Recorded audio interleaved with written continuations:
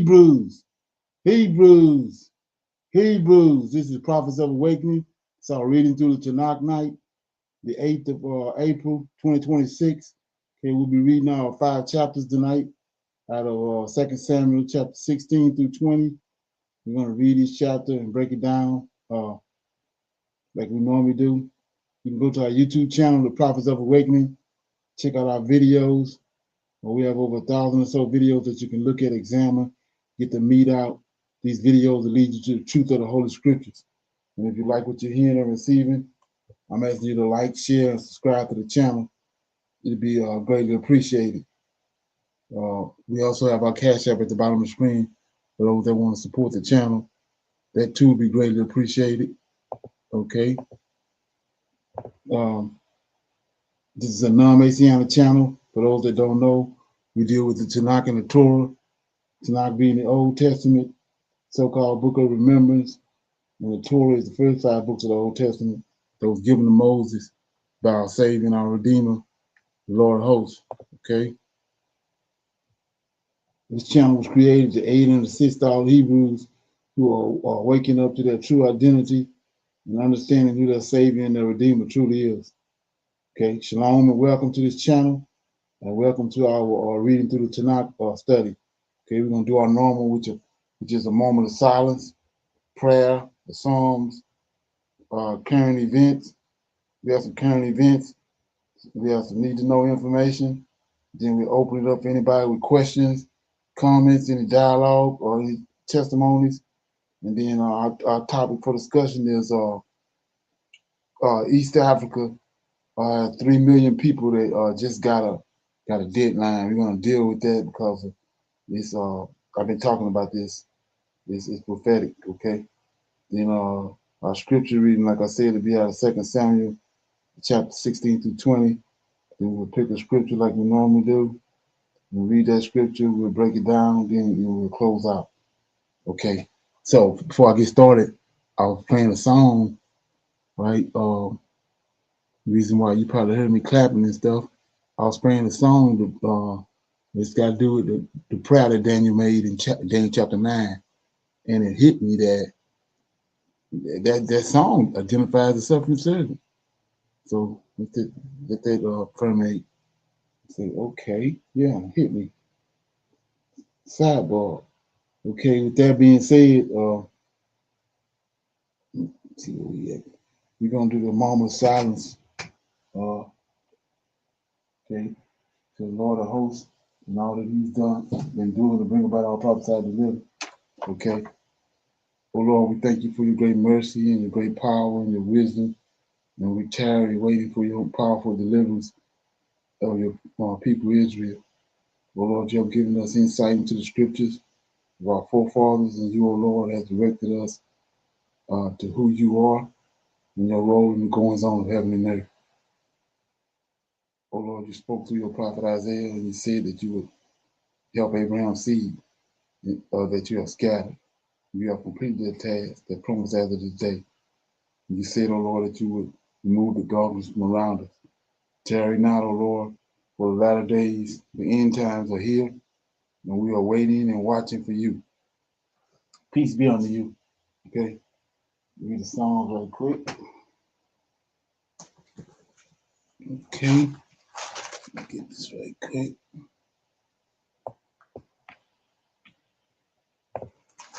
Okay.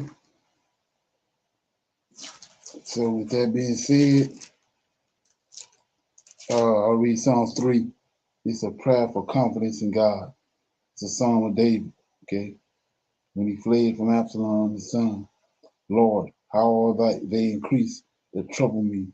Many are they that rise up against me. Many there be which say, O my soul, there is no help for him in God. Selah, but thou, O Lord, art a shield for me, my glory, and the lifter up of my head. I cried unto the Lord with my voice, and he heard me out of his holy hill. Selah, I lay me down and slept. I awakened, for the Lord sustained me. I will not be afraid of 10,000s of people. that have set themselves against me round about. Arise, O Lord, and save me, O my God, for thou hast smitten all mine enemies upon the cheekbone, and thou hast broken the teeth of the ungodly. Salvation belongeth unto the Lord. Uh, Thy blessings is upon thy people. Selah. So, if you look at verse, I'm continuously always on this channel revealing who our Savior and our Redeemer is, and it's not JC, okay? It's Michael, the Lord of Hosts, the so-called Lord of Hosts in the scriptures, all right? So, example is verse 4. David said, I cried unto the Lord with my voice, and he heard me out of his holy hill. So, whoever his Lord is, he ain't in heaven. He in Zion, Mount Zion, and we know who that is. It's Mount Zion. When the earth was divided, Michael was given Mount Zion in Jerusalem. He the one inherited Israel. Okay, so let that fun mate. Okay. Any comments on that? Okay. So with that being said, we're gonna go to our current events, play them, then we'll deal with them. I got a lot to uncover, so tie your shoes up. Okay, here we go. Businesses right here in the United States are collapsing as we speak, and they're doing so because of prices. The prices that they have to charge the consumer is going too high, and now customers are not coming in. I'm going to explain some of these businesses in just a moment and why they've been hit so hard. But you're going to see some of your favorite businesses here in the United States close forever. But it could actually get worse, where what we are seeing right now is people are extremely concerned about the prices that consumers are paying, but what about the prices that the businesses are paying? That's the reason why they're hiking prices. Well, we're going to discuss that in a moment. But first, look at this. It is wild to hear that a lot of people across North America have stopped shopping at vast majority of retailers, except for Costco. Why are people only shopping at Costco? Well, they're shopping at Costco, number one, because they can get almost anything that they need from one store. That's why the big box stores are actually doing better than those specific retailers, like the shoe stores, the clothing stores, the electronic stores like Best Buy. They are struggling. But look at this, because restaurants are actually doing fairly well in some cases, but those are the ones that are selling a lot of different stuff.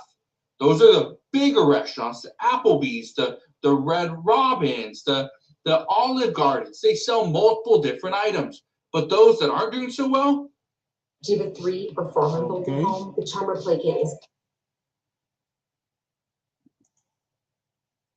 is closing its doors for good this spring. Darden Restaurants, owner of the Caribbean-themed chain, made the announcement yesterday. 28 locations remain in the U.S., including in Newark, Delaware, Cherry Hill, New Jersey, and King of Prussia. Half of the sites will close permanently on April 5th. The other 14 will be converted into other Darden brands like Olive Garden and Longhorn Steakhouse. Yeah, so you can see right there, there's a lot of stuff happening. Okay, Bahama Breeze going out of business. They're closing every single location. But guess what? They're not the only ones that are closing locations. There's a fast food chain that's closing a lot of locations as well. Look at this one. Fast food chain Wendy's says it's planning to close hundreds of restaurants as it suffers a business downturn. Fast food giant says it's shutting down about 5 to 6% of its U.S. chain locations, equating to around 240 to 360 store closures. Wendy says the move comes following an 11% drop in sales domestically and a 10% drop in global sales in the fourth quarter. The chain says the closing will help franchisee partners focus on profitable locations. Okay, so they want to focus on profitable locations. Well, what does that mean? Does that mean every store is going to close down? No. But what you're going to see is the cities that have multiple Wendy's locations, those are the stores that are going to see those are the cities that are going to see the impacts. Because why do they need a Wendy's just a couple miles away from the other one? They don't. They want to ensure that one location is profitable, but we don't need two that are just doing a little bit better than the rest. So we'll see what happens there. The other thing, retailers. Look at this one, because this one right here, this one really hit home. Seattle-based outdoor retailer Eddie Bauer is reportedly planning to close all its physical stores in North America after 106 years. Women's Wear Daily reports the company is expected to file for Chapter 11 bankruptcy, a move tied to shutting its roughly 200 stores. Eddie Bauer opened its first store in downtown Seattle in 1920 and had close to 600 international locations by the late 1990s. The retailer has not confirmed widespread closures, but store closing and sale signs have been reported at some malls. As of Sunday, its website no longer directed customers to a store locator directory. I can tell you right now, Eddie Bauer is shutting down, okay? That video that you just saw, that was back in the beginning of February. We are now in the beginning of April, and they are closing. Every single location in North America will be shut down. I went to an Eddie Bauer just this past weekend. Prices are still very expensive. But here's why consumers are not spending money. They don't have it. They don't have the money that they once did. I want to show you one more clip. This one is just a list of different stores that are shutting down in 2026. Look at this.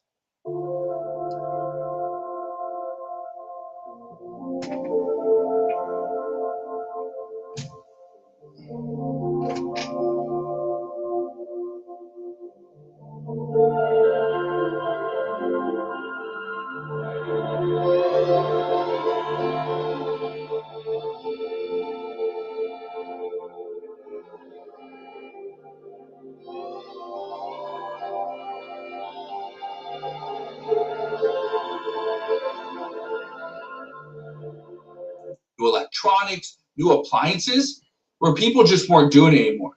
And that's what we're seeing today, is now the American people are looking at what's going on, and they're trying to figure out, can I afford new clothes? Can I afford a new car?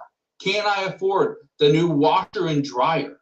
If I can't afford it, can't pay cash, they don't want to do it. But it actually gets even worse, because here's what's happening now. Many people have just maxed out their credit cards, spent it the limit. And what they are now finding, and this is troubling, they can't buy anything. They can't afford food. They can't pay for their utilities. They can't pay for anything. And they can't pay for it because they don't have the available cash and they don't have that credit. So what are they doing? Well, we saw this during the holiday season of 2025. People are using something called buy now, pay later. Guess what? It is crushing many households. They are struggling. They bought it, but now they're struggling to pay it. And it is going to impact millions of people. Here's what I want to leave you with. These different businesses are closing down. These businesses are collapsing right before our eyes. We know the reason why, but we can't do anything about it because we need money. Money is the key here. So here's what's going to happen over the next several months. You are going to see more businesses shut down, but these shutdowns are only going to occur after the layoffs. Layoffs are going to happen first, then you're going to see the shutdowns of some of these businesses, and then you're going to see many cities actually feel the impact, where they're not bringing in as much in taxes, meaning they are going to find other ways to get that money. They will likely increase property taxes, even though the economy is going down. They're going to increase property taxes in order to pay for the things that the city needs. Okay. Any comments on that? Anybody got any feedback? Shalom. Go Shalom, ahead. everyone. Shalom, Brother Leonard. Yes, sir. So the tariff that Trump placed on all the companies, all those foreign countries, that it's really coming to a head now because of the manufacturing needing certain things that they can't do Shalom, I anymore. can't hear Cheryl. Can you all hear her? Yeah. Oh. Okay. Can y'all hear me now? Yeah. All right. I said most of it is due to the tariffs and the manufacturing companies having to slow down because they're not getting all the materials they need from each one of the places they were getting. So eventually their stock is running out. So yes, I can see them closing businesses like they're doing now. Okay. Anybody else? Okay. Shalom, I just want to say This that, is democracy. Okay. shalom everyone, shalom brother Leonard.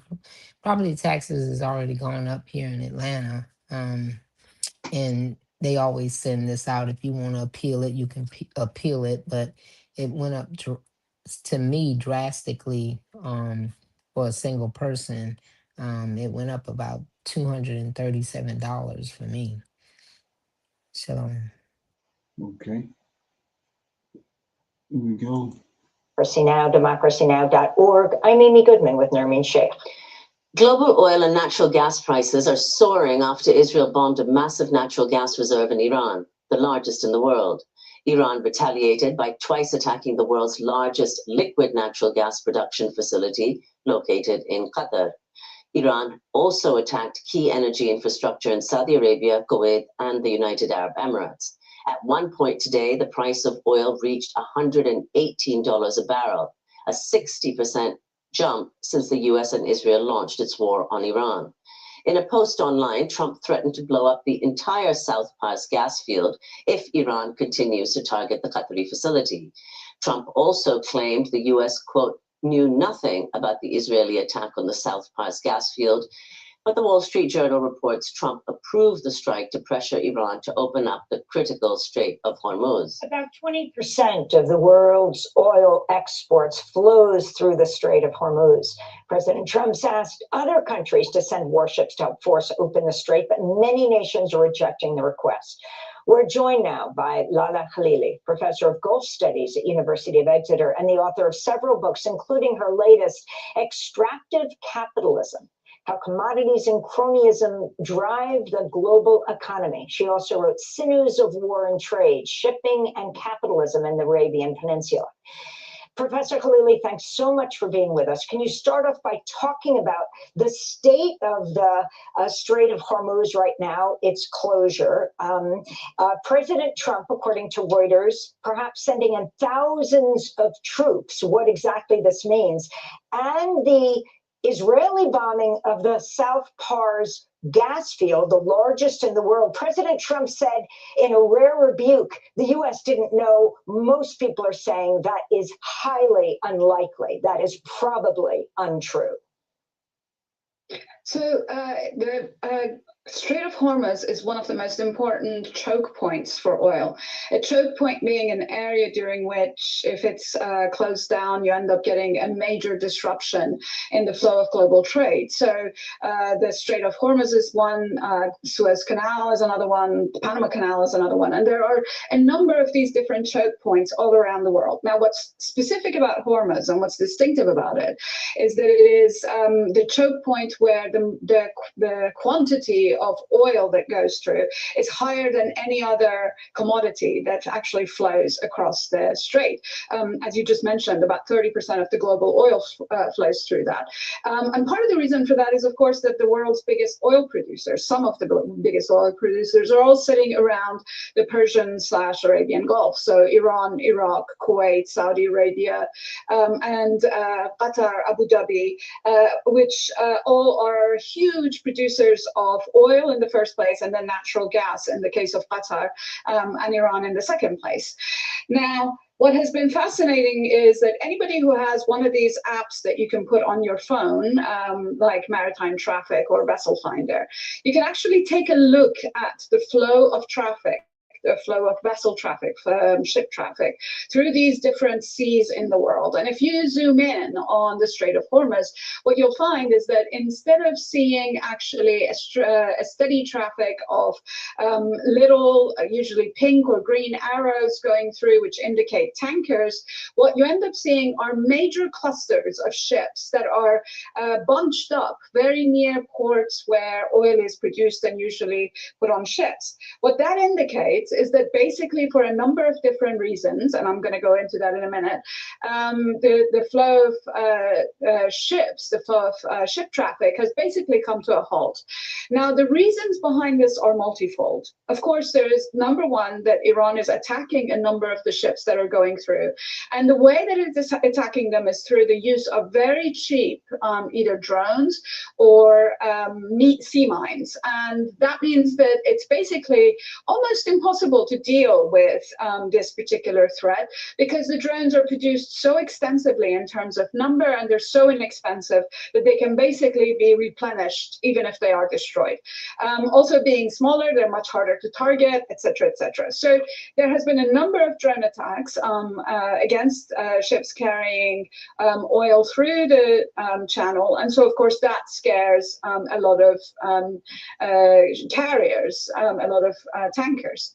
The second reason, which I actually think is perhaps even more significant, in part because it is actually not something that either the US or Iran can control, is that the moment something like this happens, the moment that there is a threat against ships, what you end up having is that insurance brokers, primarily situated in London, but there are of course some also in the US, China, and in Europe, but really the center for provision of maritime insurance is London at Lloyd's. And the ship brokers end up putting a specific war risk premium on ships. And that means that going from something like 1% of the cost of the hull, meaning the ship's body, or the cargo, meaning what it's carrying, goes to something like 5%, or it goes from a fraction of 1% to say 5%. And so that means that suddenly, instead of paying in the hundreds of thousands for insurance for a super tanker, what you're looking at is millions in insurance, which of course increases the cost of the oil that is traveling. So that's the second reason. The third reason is something that the Houthis noticed when they were blockading the Red Sea in support of the Palestinians when Israel was committing genocide against Palestinians. And that is that sometimes the threat alone suffices in getting the ships to stop going through, or indeed to make declarations that allows for them a degree of protection. So the Houthis, when they had blockaded the sea, had asked that any ships that claimed that they were not touching Israel, meaning they were not delivering to or picking up from Israel, could be allowed to go through the canal and gas lifting port in Qatar. And the third is, of course, around the oil fields of Saudi Arabia, a little bit further up the Persian Gulf. And so these clusters of ships are waiting there and hoping to be able to, at some point, pick up oil to be carried out, but we're not seeing much of that flow anywhere at all. Professor Khalili, you mentioned that they are looking for the Iranians to see which vessels in the Strait of Hormuz, to what countries they're affiliated, looking at their flags. Chinese vessels have reportedly been permitted to pass through the strait. China imports about 40% of its oil from the Middle East and has been one of the largest buyers of Iranian oil. There are also reports that the Iranians are suggesting they'd consider allowing a small number of oil tankers to pass through the strait if the oil cargo is traded in Chinese yuan rather than US dollars. If you could comment on that. This is really fascinating because, of course, we know that the fundamental basis of the US imperial order since the end of the Second World War has been, on the one hand, petroleum, and on the other hand, the US dollar. The globe's production and finance worlds are dependent on the petroleum that the US has guaranteed the flow of since the end of the Second World War, and which, until the nationalization of oil in the 1970s and 80s, basically controlled something like 60% of the world's oil reserves. After nationalization normalization, that percentage dropped dramatically. But the US dollar continues to be, and the financial channels that the US has crafted continue to be a very significant bolster for the empire. So the fact that Iran is actually looking for alternatives to the dollar in order to challenge the petrodollar regime, which is, as I said, one of the fundaments of the US empire, is a really interesting and quite clever indication of how the Iranians are hoping to influence the crafting of a world post this war, or a new world order post this war, where there's a multipolar financial system where, for example, the dollar is no longer a single currency that rules the world, and the US is the only channel that control, or the only power that controls financial channels, because of course the US has used this inordinate power to strong arm various states, to institute sanctions, to make it difficult for its enemies, for example, to purchase oil, and of course to diminish from the Middle East. The US could benefit because it is the world's largest oil producer, and the price of its oil will go up, and the demand for its oil. Absolutely. What a fantastic question. Because in fact, we have seen that when the Russian invasion of Ukraine began, and the Nord Stream natural gas pipelines to Europe were sabotaged, there are now indications that this may have been done at the behest of the US and its Ukrainian allies. But nevertheless, when that sabotage happened, it actually translated into massive gains for US natural gas production. The thing is that there are a number of reasons why the US cannot become the sole oil producer for the whole of the world. One is the question of proximity, for example. The second is the question of capacity that the US has in order to actually replace, for example, the oil that is produced by Saudi Arabia or by Iran or indeed by Russia. But the third factor, and I think that this is the one that I think we should look out for, is that in the last 10 or 15 years, China has actually begun generating an alternative set of fuels, sustainable fuels, and developing technologies, particularly of electric and battery technologies, that will allow for example, solar or wind energy to displace fossil fuels. Okay. Any comments on that? Anybody got anything? Petrodollar is going. Iran is dead set on changing the status quo. They're trying to get rid of the dollar. Anybody got anything on that? Okay. So I'm where I want to be at. Okay, I've been talking for ever and a day about how that when we went into Babylon, we stayed there 70 years, but when we left Babylon, Chaldeans came and got us, but it wasn't the Chaldeans that released us. The Lord of Hosts didn't use the Chaldeans to release it, it was the Persians. And I repeatedly said over and over that Americans came and got us from the West Coast, brought us over here. We've been here over 400 years or so, and it's not going to be America. They've shown that they're not going to be the ones that release us. And I said that it's China. China and Russia are going to be the ones, specifically China. Whoever this emerging new power that's coming on the scene, this last 10th beast, 10th incarnation of the fourth beast, they're going to be the ones that release us. So check this out. It's crazy.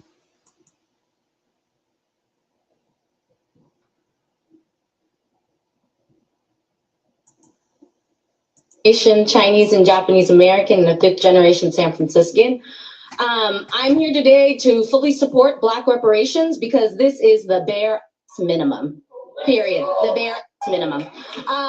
History is enough of a reason. The dehumanization that we've seen is enough of a reason for why we need redress and reparations now. This is not an impossible reality, right? We've seen this with the Japanese Americans in the late 1980s. They received on a federal level reparations. And the fact that Black folks and our Black community and our brothers and sisters are still waiting for a formal apology. I'm just gonna leave that there just to simmer. And And I just really want to note, especially as an Asian American woman, I would not be here if it were not for the Black liberation struggle, the Black freedom fighters, culture creators, and the world builders. When I say Black women, I mean Black women. Y'all are so quick to want to take credit. And I want to be crystal clear. I am focusing, spotlighting, centering Black women. This is not to diminish contributions from other communities, but we need to recognize and give credit where it's due.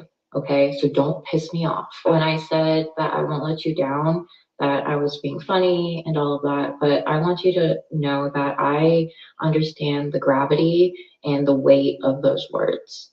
And it's a responsibility that I don't take lightly, especially when people who look like me have consistently let you down. And the part about being performative, totally valid. I mean, it was a video I posted online with a crazy filter that I didn't think anyone was going to see. You don't owe me the benefit of the doubt at all. I would say, give me the opportunity to demonstrate that I'm for real and that my commitment is unwavering. I'm not an advocate or an ally. I am a comrade. And you lead, I defend. And when you need rest, you can lean on me. Back in like 2019, I wanted to go to a Black Lives Matter protest. And my boyfriend was like, Jackie, why are you so obsessed with Black people? Anyway, I've been single since. Boy, I started smiling so big when I saw this woke Asian female spit nothing but heat. I just want to say thank you. She hit the nail right on the head. For all the racist fucks that keep saying they have Black fatigue, I think it's time we set the record straight. You don't have Black fatigue, you have history fatigue. You're tired of being reminded that Black people didn't just participate in the world, they were a huge part in shaping it. Every race and every culture has benefited from the sacrifices that Black people have made. The civil rights movement didn't just open doors for Black Americans, it expanded freedoms for everyone. And the shameful part is Black people hardly, if ever, get the credit for it. Black people aren't just in music and sports. You guys need to get out more, okay? Black people are doctors, lawyers, pilots, judges, engineers, educators, innovators, and the list goes on. They hold up systems that people rely on daily while pretending that contribution doesn't exist. And no, this isn't pandering. This is lived experience. I grew up in an all-white neighborhood with very few Black people and no other Asians. And at that time, the only culture that accepted me without question was the Black culture. So when people talk about a world without Black people, they expose how very little they understand about the world they already live in. Without Black people, you don't get a world with less noise. You get a world with less creativity, less freedom, less culture, and less progress. If that truth exhausts you, it's not fatigue. It's discomfort with knowing how much you benefit from this world without acknowledging the source. Happy Black History Month. 안녕하세요, girl from Korea, baby. I'm about to make a big confess. It's for me, I need to overcome this feeling. People ask me, what is your type? I realize that I don't like to talk about it because my type is a Black man. I like Black guys, baby. I used to marry one, I got divorced, So back in the day, my family hate that, and my best friends don't like it. But I did it. I like what I like, I just don't like to say that because people always coming at me. Look at your hair. Look at your English. I don't know why. So I just stopped saying that, but it's not cool. I really know what I like, though. You know what I'm saying? And a lot of Black girls, mean to me because they feel like I'm still their man. Baby, honey, man is man. We don't steal nobody. And then you dating a Korean man, I love it. So 2026, let's do better. I need some Black joy. The fact that Black joy even exists as a concept in the world is miraculous to me. Asians are no good at joy. We are good at working hard and being diligent and doing our best, but not joy. Colonizers too. Rich lives, no joy. We should never have hooked our stars to theirs. But Black people, especially Black Americans, are the best at joy. You've turned it into an art form. I know it came from terrible hardship that you've turned into soul and then into joy. And we, Chinese people, we just turn that hardship into more hard work. But I know you can't give it to us. We have to go out and earn it for ourselves, just like you did. Joy is a puzzle for every human being, and it's not free. When I ask my Black friends where their joy comes from, they inevitably shake their heads and just repeat, "You can't let them take it away from you." That's what it's not. But what is Black joy? Can you tell me? The truth is starting to come out, and this time it's not just one voice. From Asia, China, Japan, Korea to America, people are beginning to question what they have always known and been told about race, identity, and origin. Some are even saying that humanity traced back to Africa, to Black people. But this conversation goes deeper than history. It's about real experience, about belonging, acceptance, and what happens when someone realizes they were never fully accepted where they thought they fit in. So, what are we actually discovering, and why are more voices speaking up now? This digital calendar lightening my mental load makes it worth every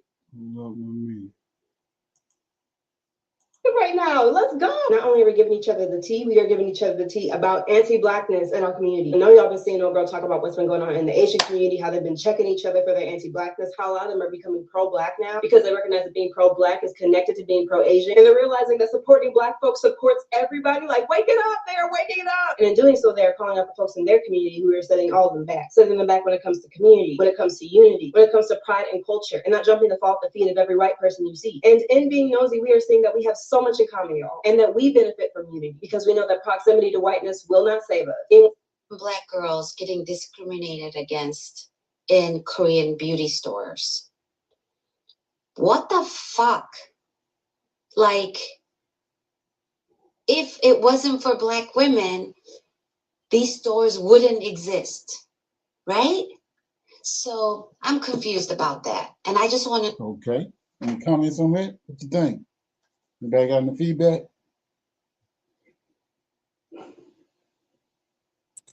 Shalom, everybody. Brother Leonard, Shalom, everyone. She's right about the Korean stores and how they sometimes look at the Black woman or even the man, whoever comes in there Black, is ready to steal from them.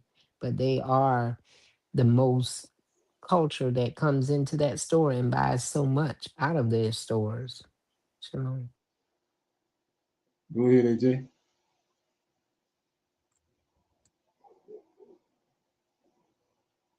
Yeah, unhook your mic. Yeah. oh, shalom, Brother Leonard, can you hear me? Yeah. Okay, yeah, yes, sir. I was just gonna say that when I was watching the clip, it reminds me just that we're cursed because just how all those other nations come into the, like Sister Joyce was saying, they come in, we come in and spend money in their neighborhoods, but it's still really no respect. And then why I said it reminds me that we're under the curses just because of that reason, how they can come here and get these businesses, even though we've been here way longer. Right. Yeah, put in more work. Exactly. Ain't that something? Right. Anybody else got anything on that? Okay. So with that being said, Shalom, everyone. Okay. Can you hear me? Go ahead. We can hear you.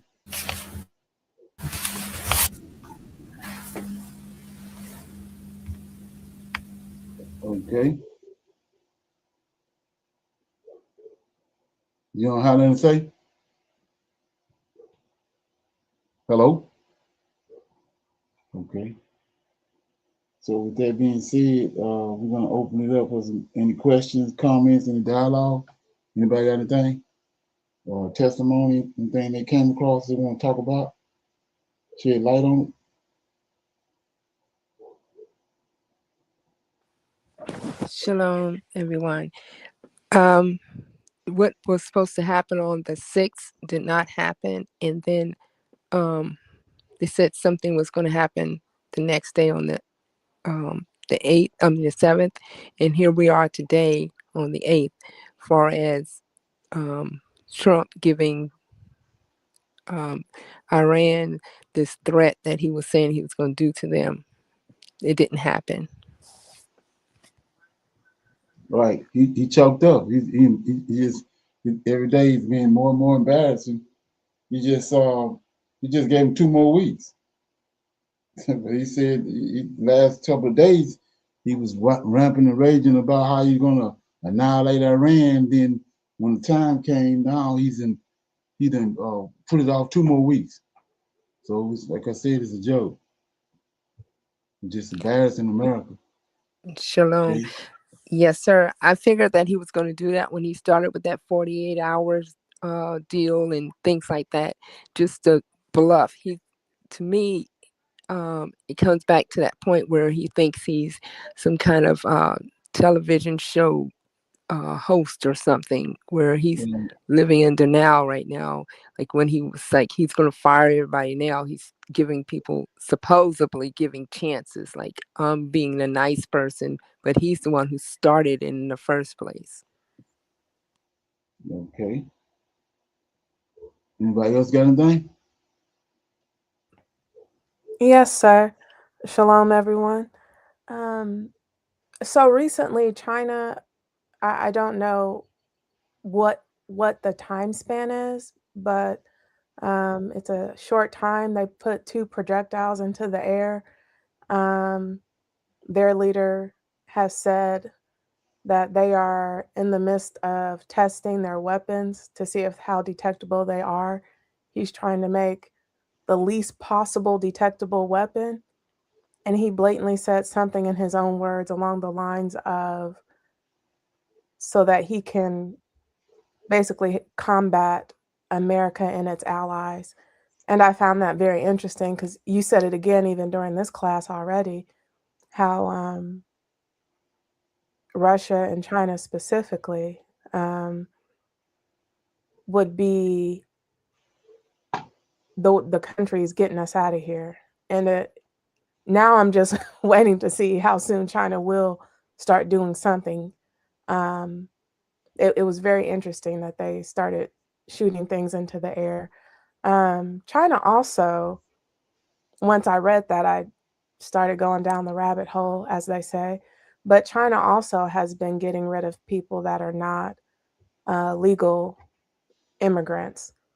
And it's apparently it started last year, not recently. They've been doing it since about a year now, about May of last year.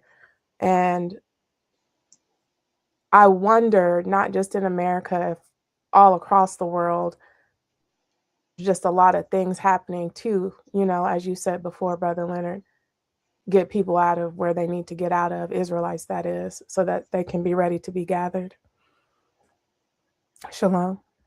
Okay, yeah. Right. So that was a big major announcement what they had at the UN when they voted on the transatlantic being the worst atrocity ever happened. So 123 countries voted yes, and Russia and China was the leaders. So we can see right there that that's the stage being set right there, because that's what brought about this conversation that I was just playing, because the nations they didn't acknowledge that what happened to us as was the transatlantic slave trade. So somebody gonna have to do something here soon, because like I said, it's 123 countries then already then acknowledge it. So that we can see it's heading in that direction. Yes, sir. And that's big. I had only heard about the 3 that did not vote for, the 3 that voted against. I did not know Russia and China were basically spearheading. Right. Mm. It's 123 people, 123, and the other 52 that pleaded the fifth. I mean, you can't rule them out. So we can see what direction is going in, and then I said about how it's thousands and millions of people leaving here. So the idea that we got of the exodus, it's starting to seem like we got the wrong idea of what the exodus is going to be like. like I said, they left 3 different ways. When they left Babylon, they left in 3 ways. They was taken to Babylon in 3 different ways, and they came back in 3 different ways. So, and the way things are playing out right now, it looks like that's the same thing happening now. So yeah, we'll see. Let me play this right quick. Major twist in the Middle East ceasefire story. The guns may be falling silent between Washington and Tehran, but a fresh conflict may now be brewing between the allies themselves. Because there is a growing disagreement between US President Donald Trump and Benjamin Netanyahu over the terms of the newly announced 2-week ceasefire with Iran. Is this really a ceasefire, or is it already? So because of what he just done, now him and Netanyahu at odds with each other, and that's how the Lord of Hosts works. Beginning to unravel. Israeli Prime Minister Benjamin Netanyahu has publicly backed US President Donald Trump's decision to suspend strikes on Iran for 2 weeks. But there is a big catch here, viewers. Netanyahu has made it absolutely clear that this truce does not apply to Lebanon. That one line has changed the entire geopolitical equation. I'll tell you how. Listen carefully. While Trump's ceasefire push is being projected as a major de-escalation effort in the region, Iran claims Lebanon is a part of its ceasefire terms. Netanyahu's office says Israeli military operations in Lebanon will continue despite ceasefire. Now that means while Iran gets a pause, Lebanon may still remain a live war zone. And that is where the drama begins. Because earlier, Pakistan Prime Minister Shehbaz Sharif, the man who brokered the ceasefire reportedly, had announced that the ceasefire was effective, and I quote, everywhere, including Lebanon and elsewhere. But Netanyahu has now directly contradicted that. So the big question is, who is defining the ceasefire terms? Trump, Tehran, or Tel Aviv? According to Al Jazeera, Netanyahu said Israel supports Donald Trump's efforts to ensure that Iran no longer poses, and I quote, a nuclear, missile, and terror threat to US, Israel, Arab neighbors, and the entire world. But immediately after that particular endorsement came the warning. The 2-week ceasefire does not include Lebanon.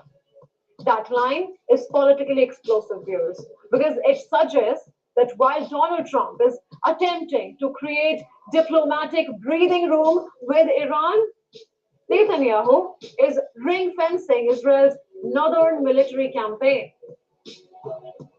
Remember, Lebanon was drawn into this wider war after Hezbollah launched attacks on Israel in support of Iran.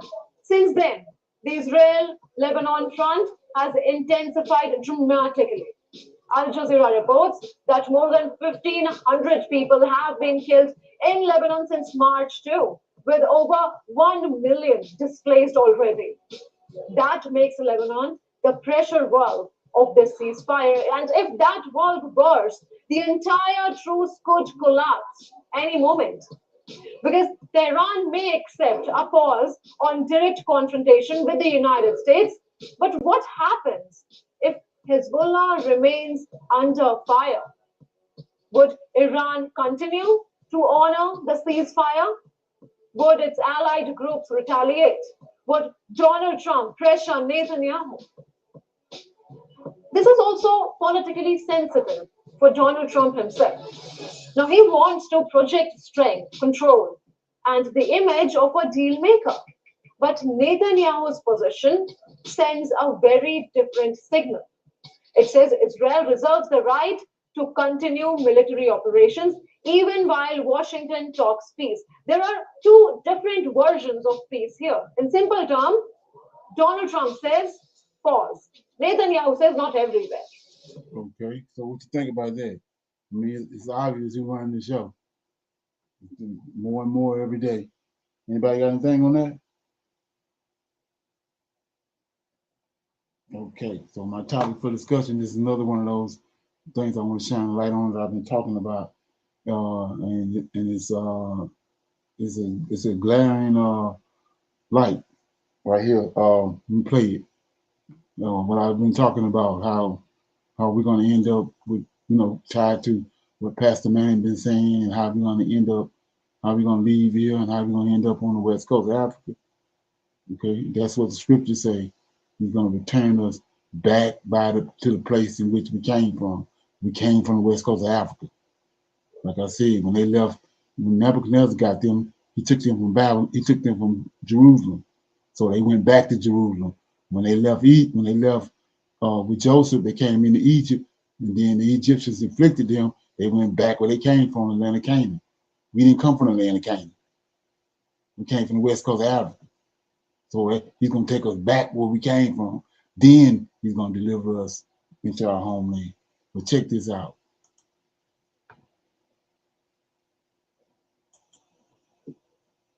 Playing out right in front of everybody's face. Check it out.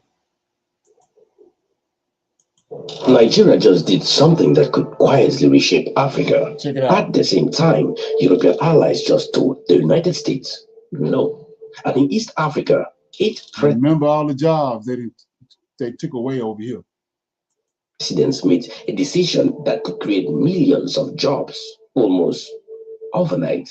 Now, none of these stories look connected, but they are. And if you miss what's really happening here, you will miss where power is moving next. Now, here is a number. Hold on to it. $10 billion every year. That's what Nigeria was spending importing fuel. Okay, let me start with that $10 billion number because I need you to really feel it. Nigeria sits on some of the richest oil deposits on the planet. They have been pumping crude for over 60 years. And for most of that 60 years, when a Nigerian pulled up to a petrol station, the fuel in that pump had been on a round trip out of Nigerian ground onto a tanker to a European refinery, refined, loaded back to another tanker, shipped back to Nigeria, sold to Nigerians. Every single time, $10 billion going out the door. So in March 2026, Nigeria's regulator, they are called the NMDPRA, basically said, we are done. No more new import licenses. The Dangote refinery is supplying this country now. Shell, Total Energies, the foreign trading houses, you can sit down. And the data actually back them up.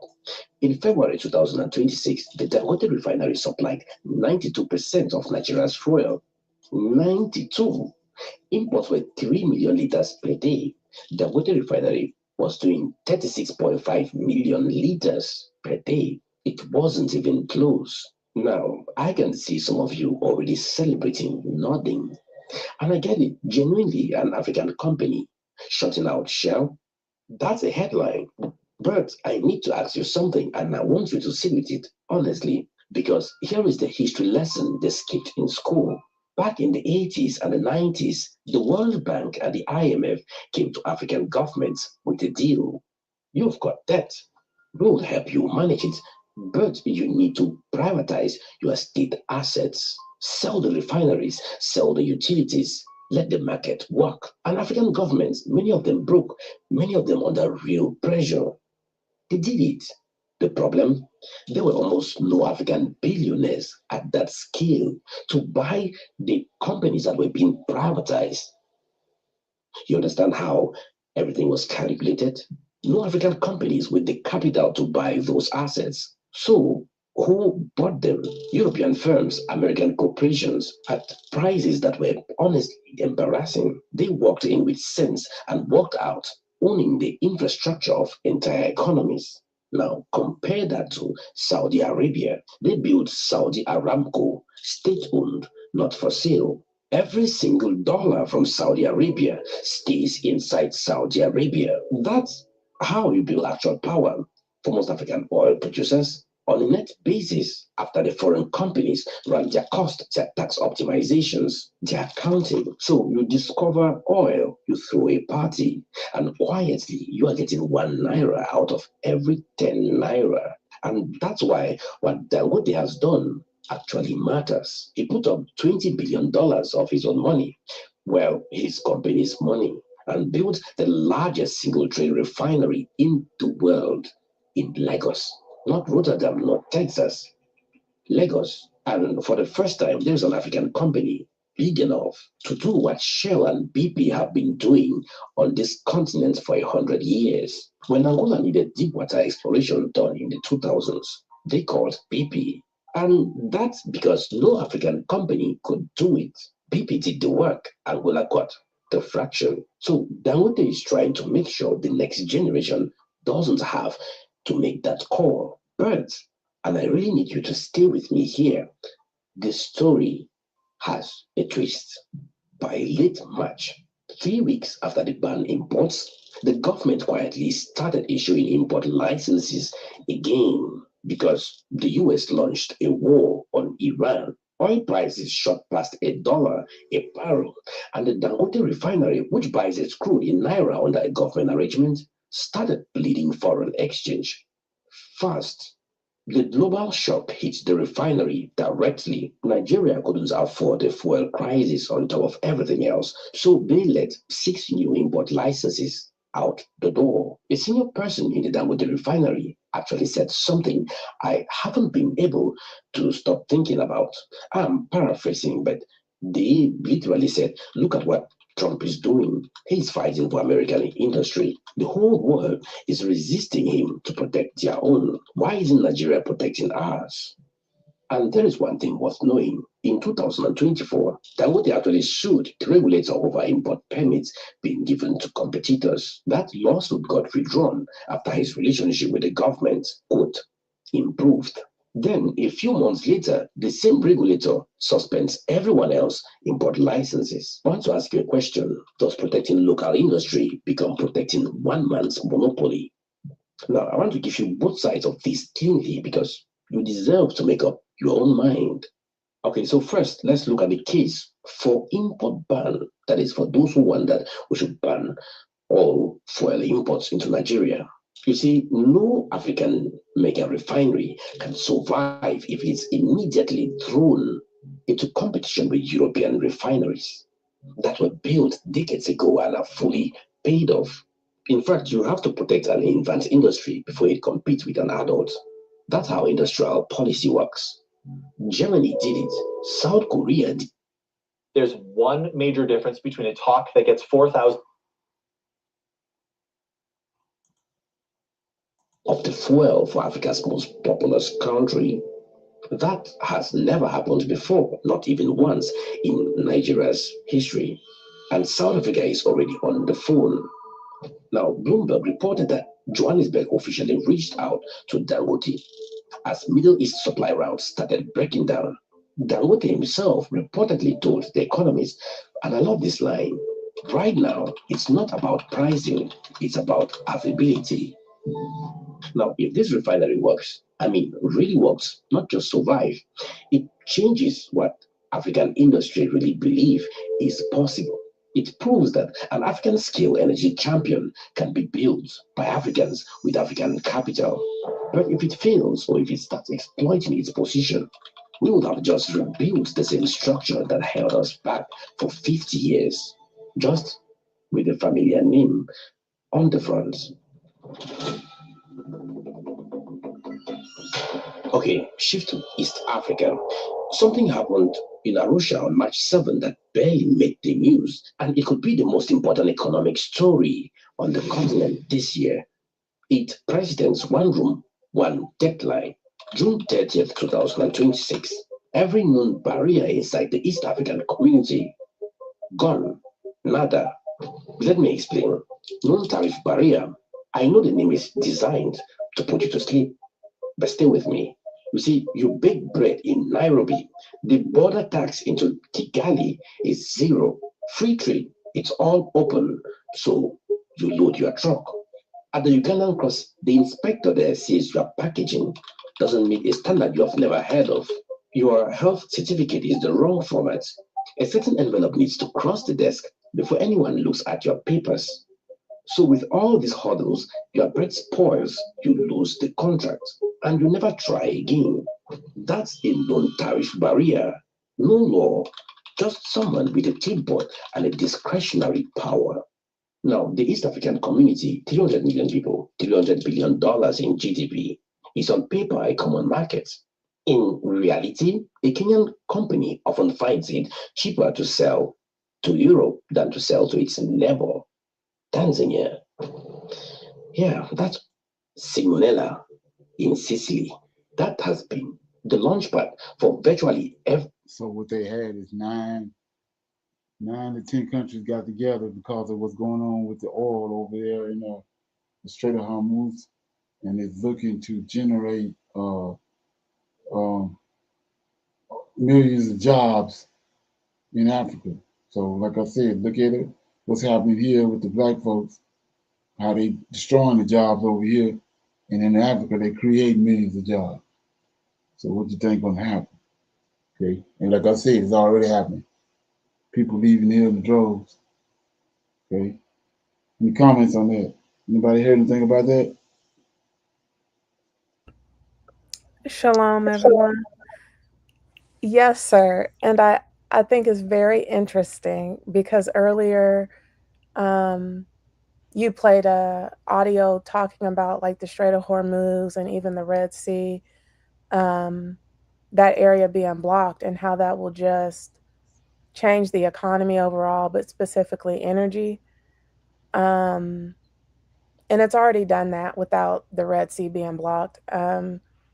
The price of fertilizer for the average person at home, whoever takes care of their grass, but specifically farmers in the United States, has doubled since the end of last year.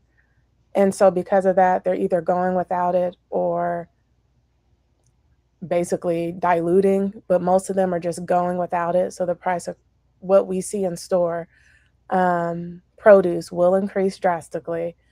And it's interesting because Nigeria, not only that same, I cannot pronounce the name correct, the company Dangote, um, not only are they producing massive amount of oil, they're also producing massive amount of urea, which is what the United States agriculture owners and businesses are lacking now.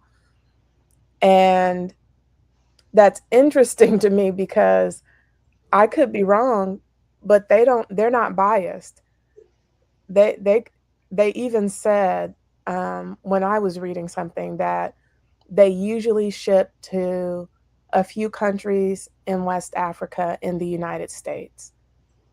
So they could pull a Trump and increase the price, really.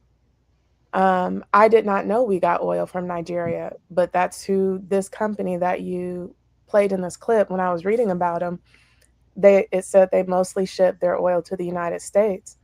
And it's interesting to me how the west coast of Africa is doing much more than people could have even imagined. Again, I did not know we ever got oil from Nigeria, let alone that they could supply for most of West, Central, and East Africa if they wanted to without anybody's help. Um, so it just keeps being eye opening, things that I keep hearing and seeing how it's part of prophecy. Shalom. Right, yeah. So like I said, you can see how they I mean, it was plotted. It's all part of a plan, a bigger plan. Because look at Echo Atlantis. You think they just building Echo Atlantis for the hell of it? They're ahead of what they're doing, and it ties right in with what Pastor Manning been saying. Okay. Anybody else got anything?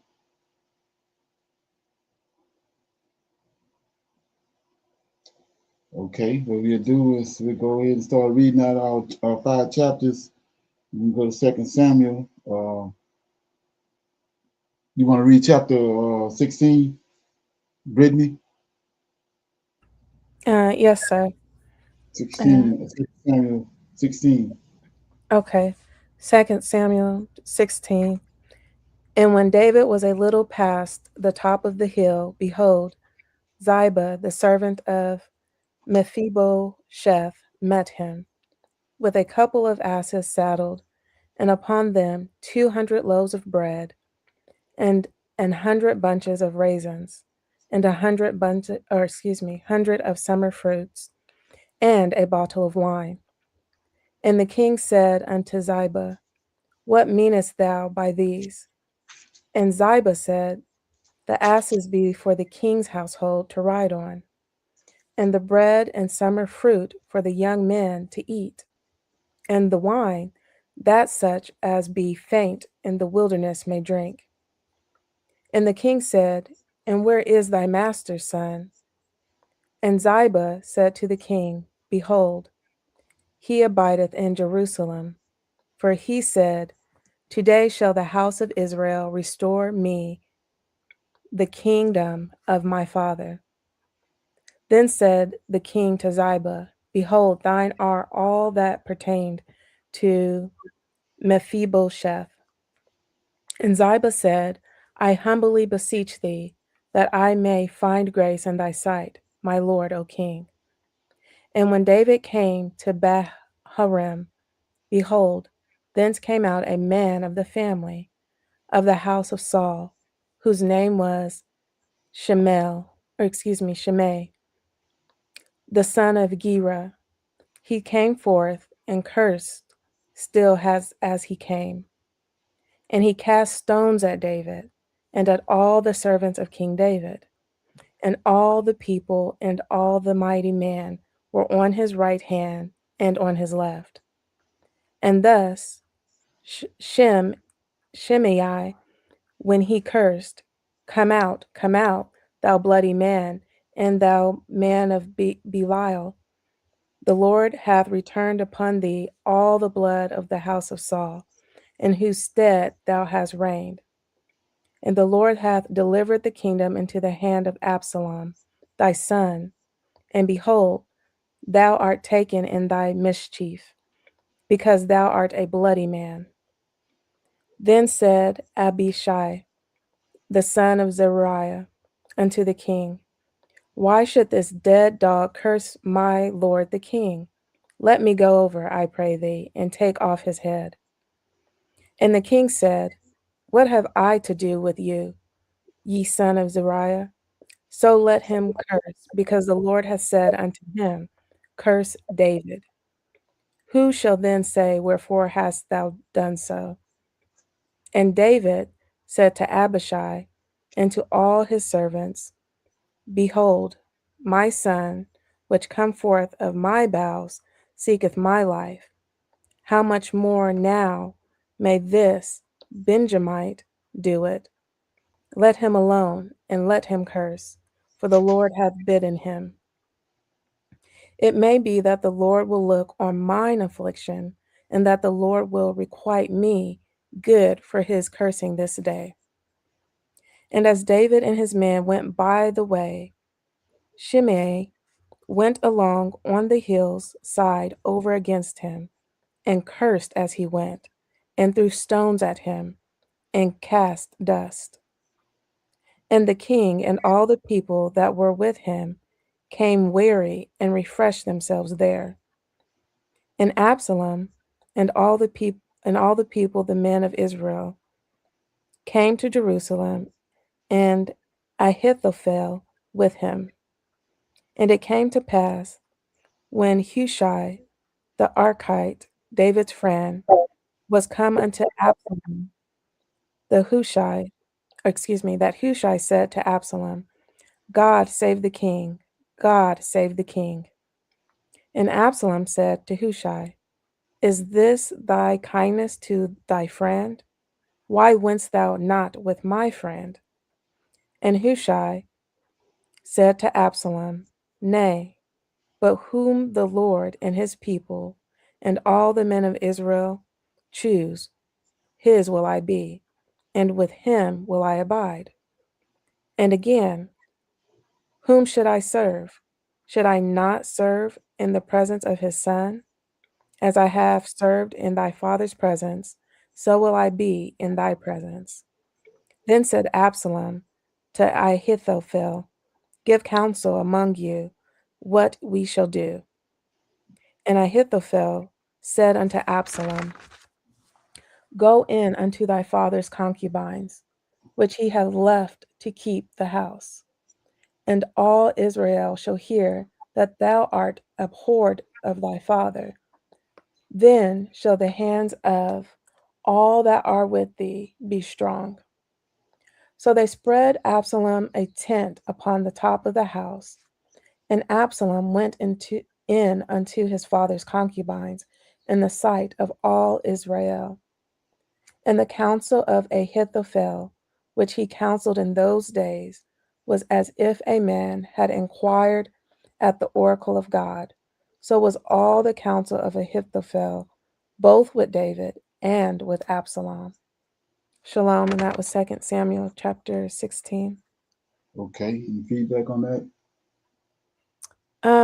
Yes, Brother Leonard, I'm trying to see what verse it was where I read this at. So is Hushai, is that the friend of David, or is that Ahithophel? Which one Yeah, was last week when we was reading that Hushai he's David, one of David's best friends, right? and Okay. and he left Hoshea there to be a spy. Hoshea is observing everything, and he's relaying it back to David, so David know what's going on in Jerusalem. He had to flee. Mm-hmm. So when you understand it, that's why you have to go back. You go back and you'll see the conversation in verse 16. It came to pass when Hushai the Archite, David's friend, see that? Absalom knew that. He was raised around him, right? Was come in to Absalom that Hushai said unto Absalom, God save the king. God save the king, right? So Absalom looking crazy because David ain't dead. He said, David gone. Why you ain't with him? Verse 17. And Absalom said to Hushai, is this thy kindness to thy friend, to my David? Why wentest thou not with thy friend? Why you ain't go with David? Right? 18. And Hushai said unto Absalom, nay, but whom the Lord and his people and this people and all the men of Israel choose, his will I be, and with him will I be abide. He's saying, well, whoever the Lord with is who he with. 19. And again, whom shall I serve? Shall I not serve in the presence of his son, as I have served in the presence of the Father? Presence, so will I in thy presence. So that's how he justified himself. Absalom was suspect, but Hushai lined it out for him. Right. Okay. And And the Brother Leonard, I other have guy, a question. I'm sorry, go on. the other guy is a high priest. A This the high one. priest, okay. He's the one that's like, what's the name was to Jesus. Okay. Right. So yeah.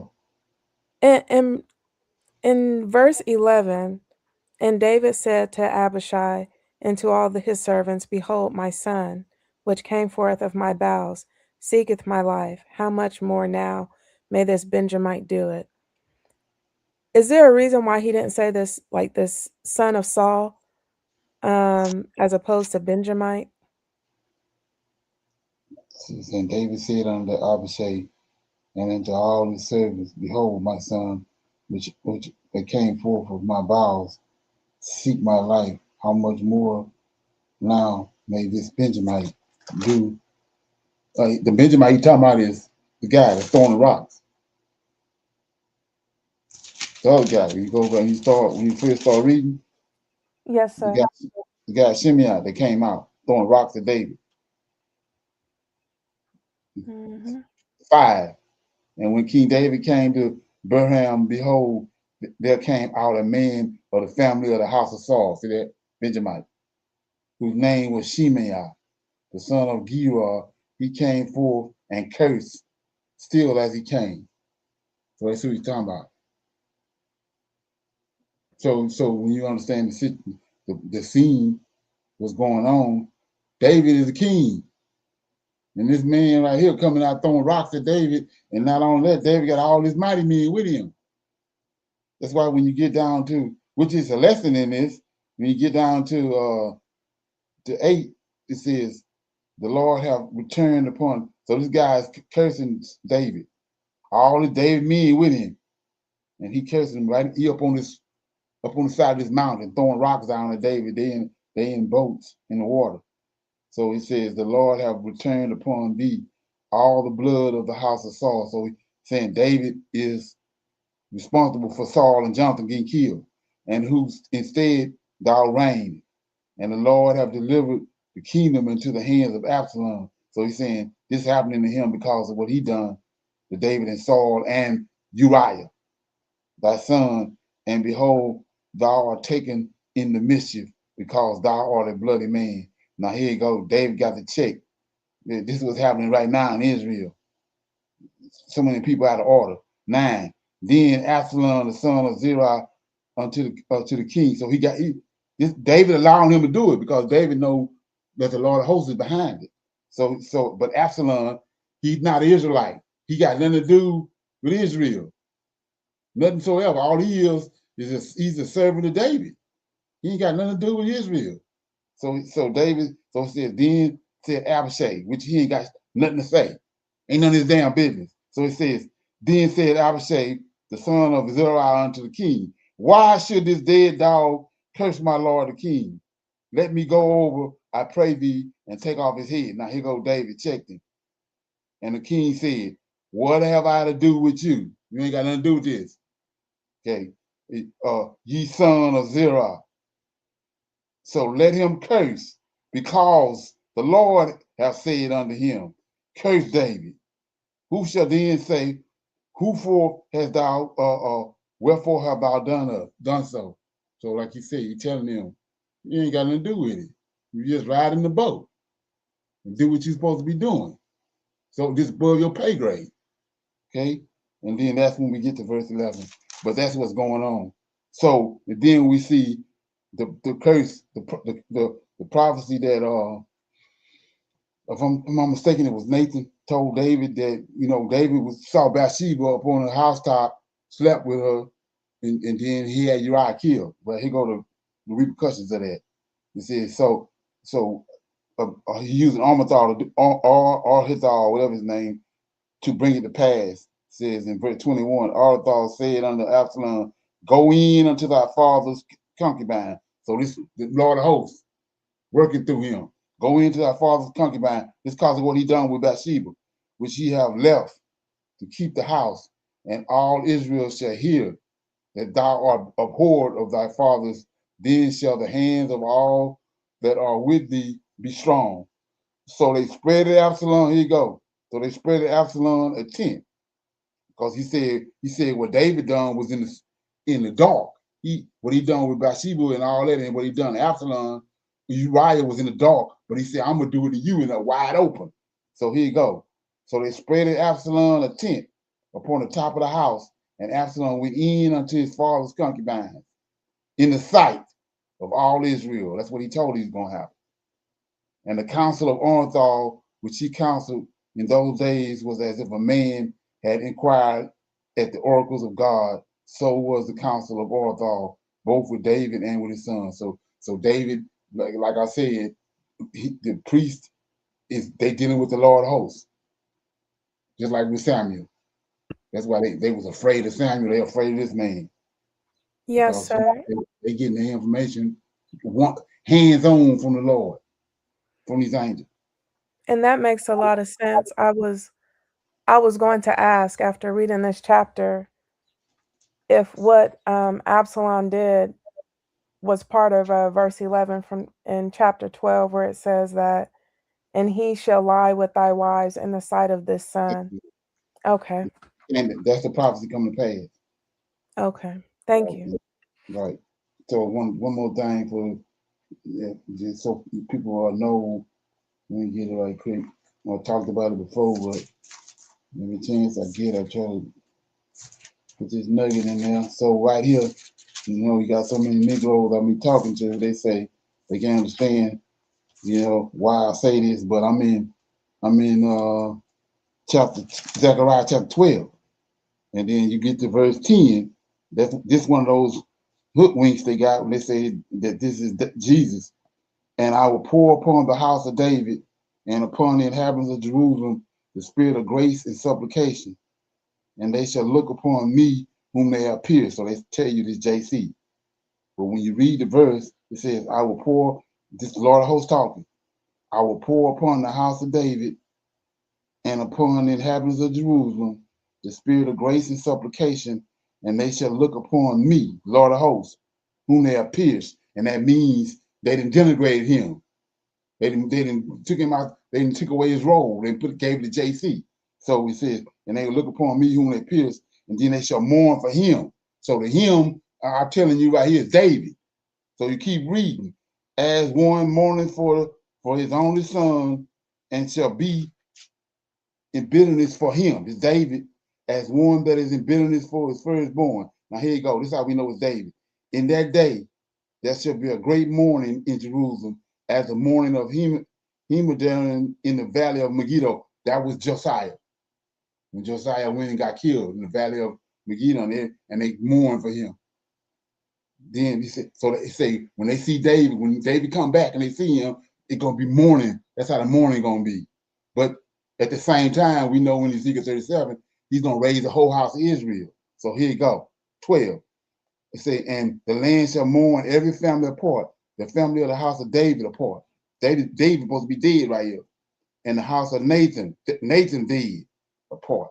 And their wives apart. The family of the house of Levi apart and their wives apart. Now here you go.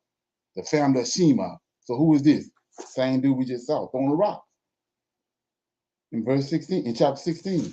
Go back to verse 5. And when King David came to Bethlehem, behold, this came a man of the family of the house of Saul, whose name was, there you go, Shema. See that? That's how we know it's David. Right here, what we reading is they've been resurrected. Okay, anyway, so yeah. So we're gonna go to chapter 17. You want to read that, Joyce? Yes, sir. Shalom, brother Leonard. Shalom, everyone. Chapter 17.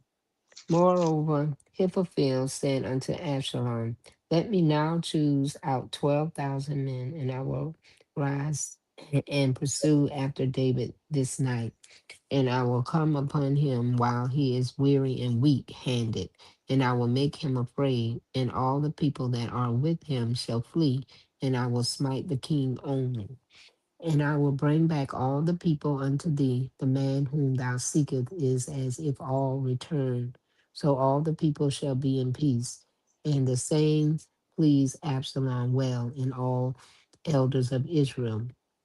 Verse 5. Then Absalom called now Hashi the Archite also, and let us hear likewise what he said. And when Hashi was come to Absalom, Absalom spake unto him, saying, Ahithophel hath spoken after this manner.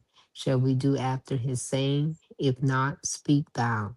And Ahashi said unto Absalom, the counsel that Ahithophel have given is not good at this time.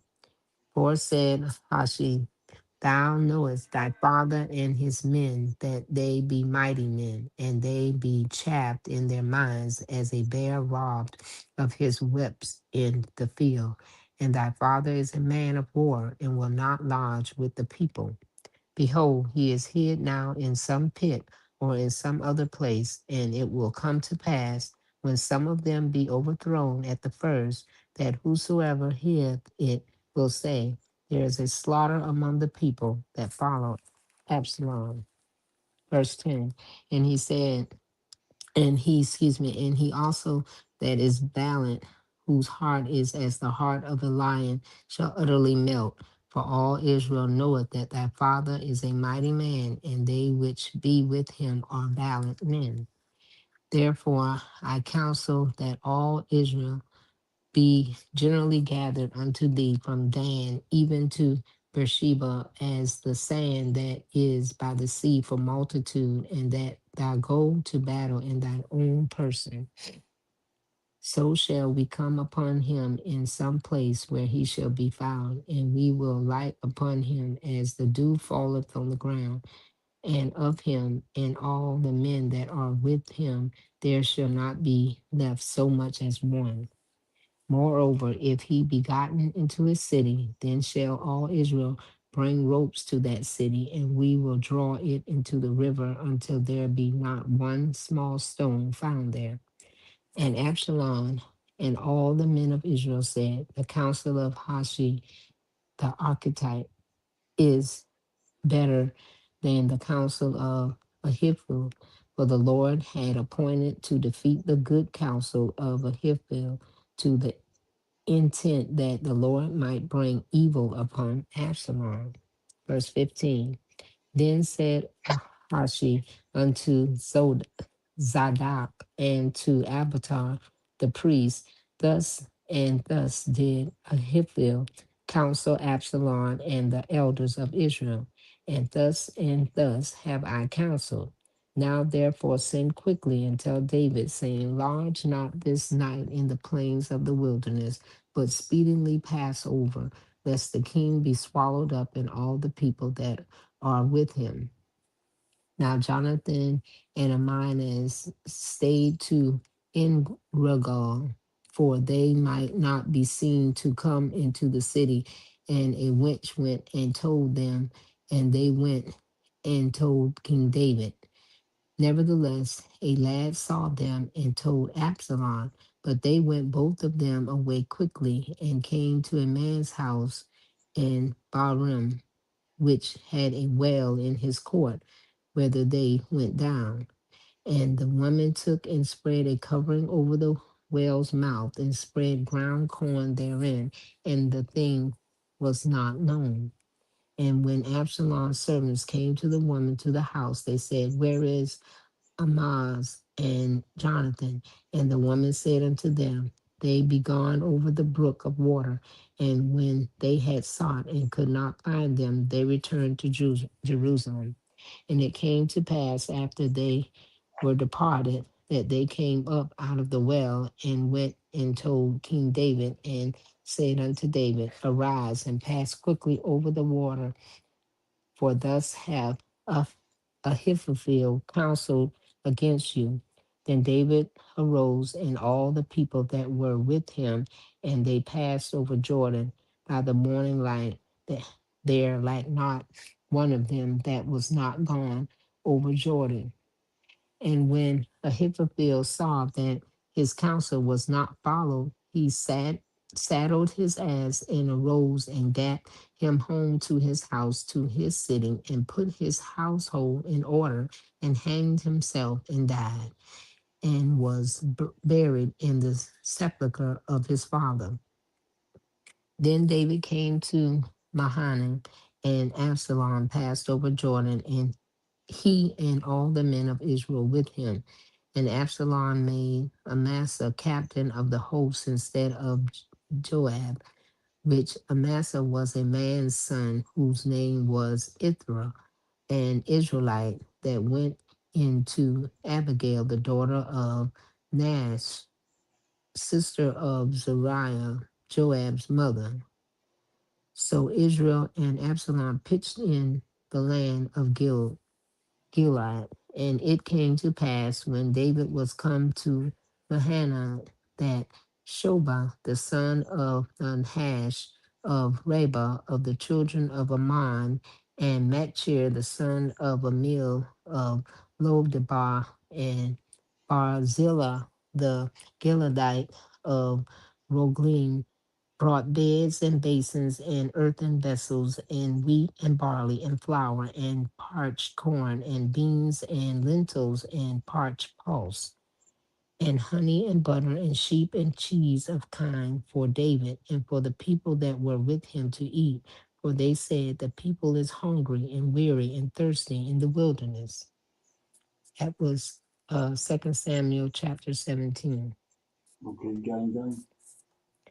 Um, well, coming off of 16, how the Lord of hosts turned everything around, and with that, Ahithophel saw that he was doomed, so he killed his own self because he knew that he was going to die anyway. Because he was not the one to make this happen. And then he started to see that as things didn't go the way he was trying to plan them, and he killed himself. I want to ask about the lady in verse 19, and it says, "And the woman took and spread a covering over the well's mouth." So this is just who was this woman? It's just a woman in Just a woman that he yeah, used. in the town that the Most High Lord Hosts used to hide those two men. Yeah, just like the three that came to the house and she hid them up on top of the roof. Yes, sir. Exactly.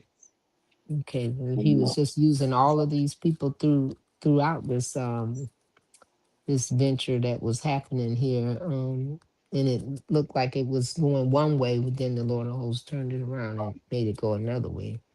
Right. Yeah. Notice how the guy, Ahithophel, whatever his name is, he he knew that David was going to succeed. He wasn't able to face David after that. That's why he killed himself. Yes, sir. It was coming clear every time he was trying to go and do. He was seeing David was building up, and it really was nothing that David was so much doing. He knew that the Lord of hosts he was going to die. He knew it, so he killed himself.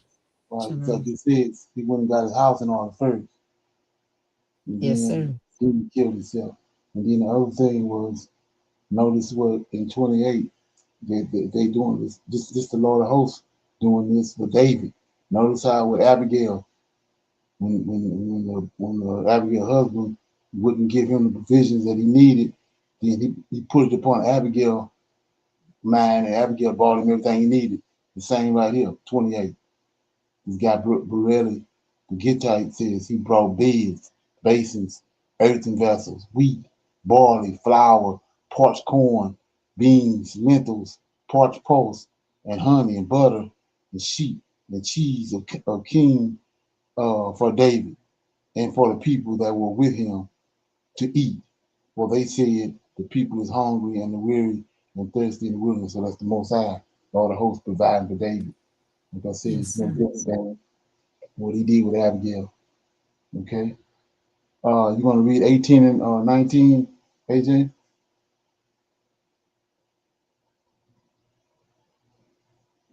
Shalom, yes, sir.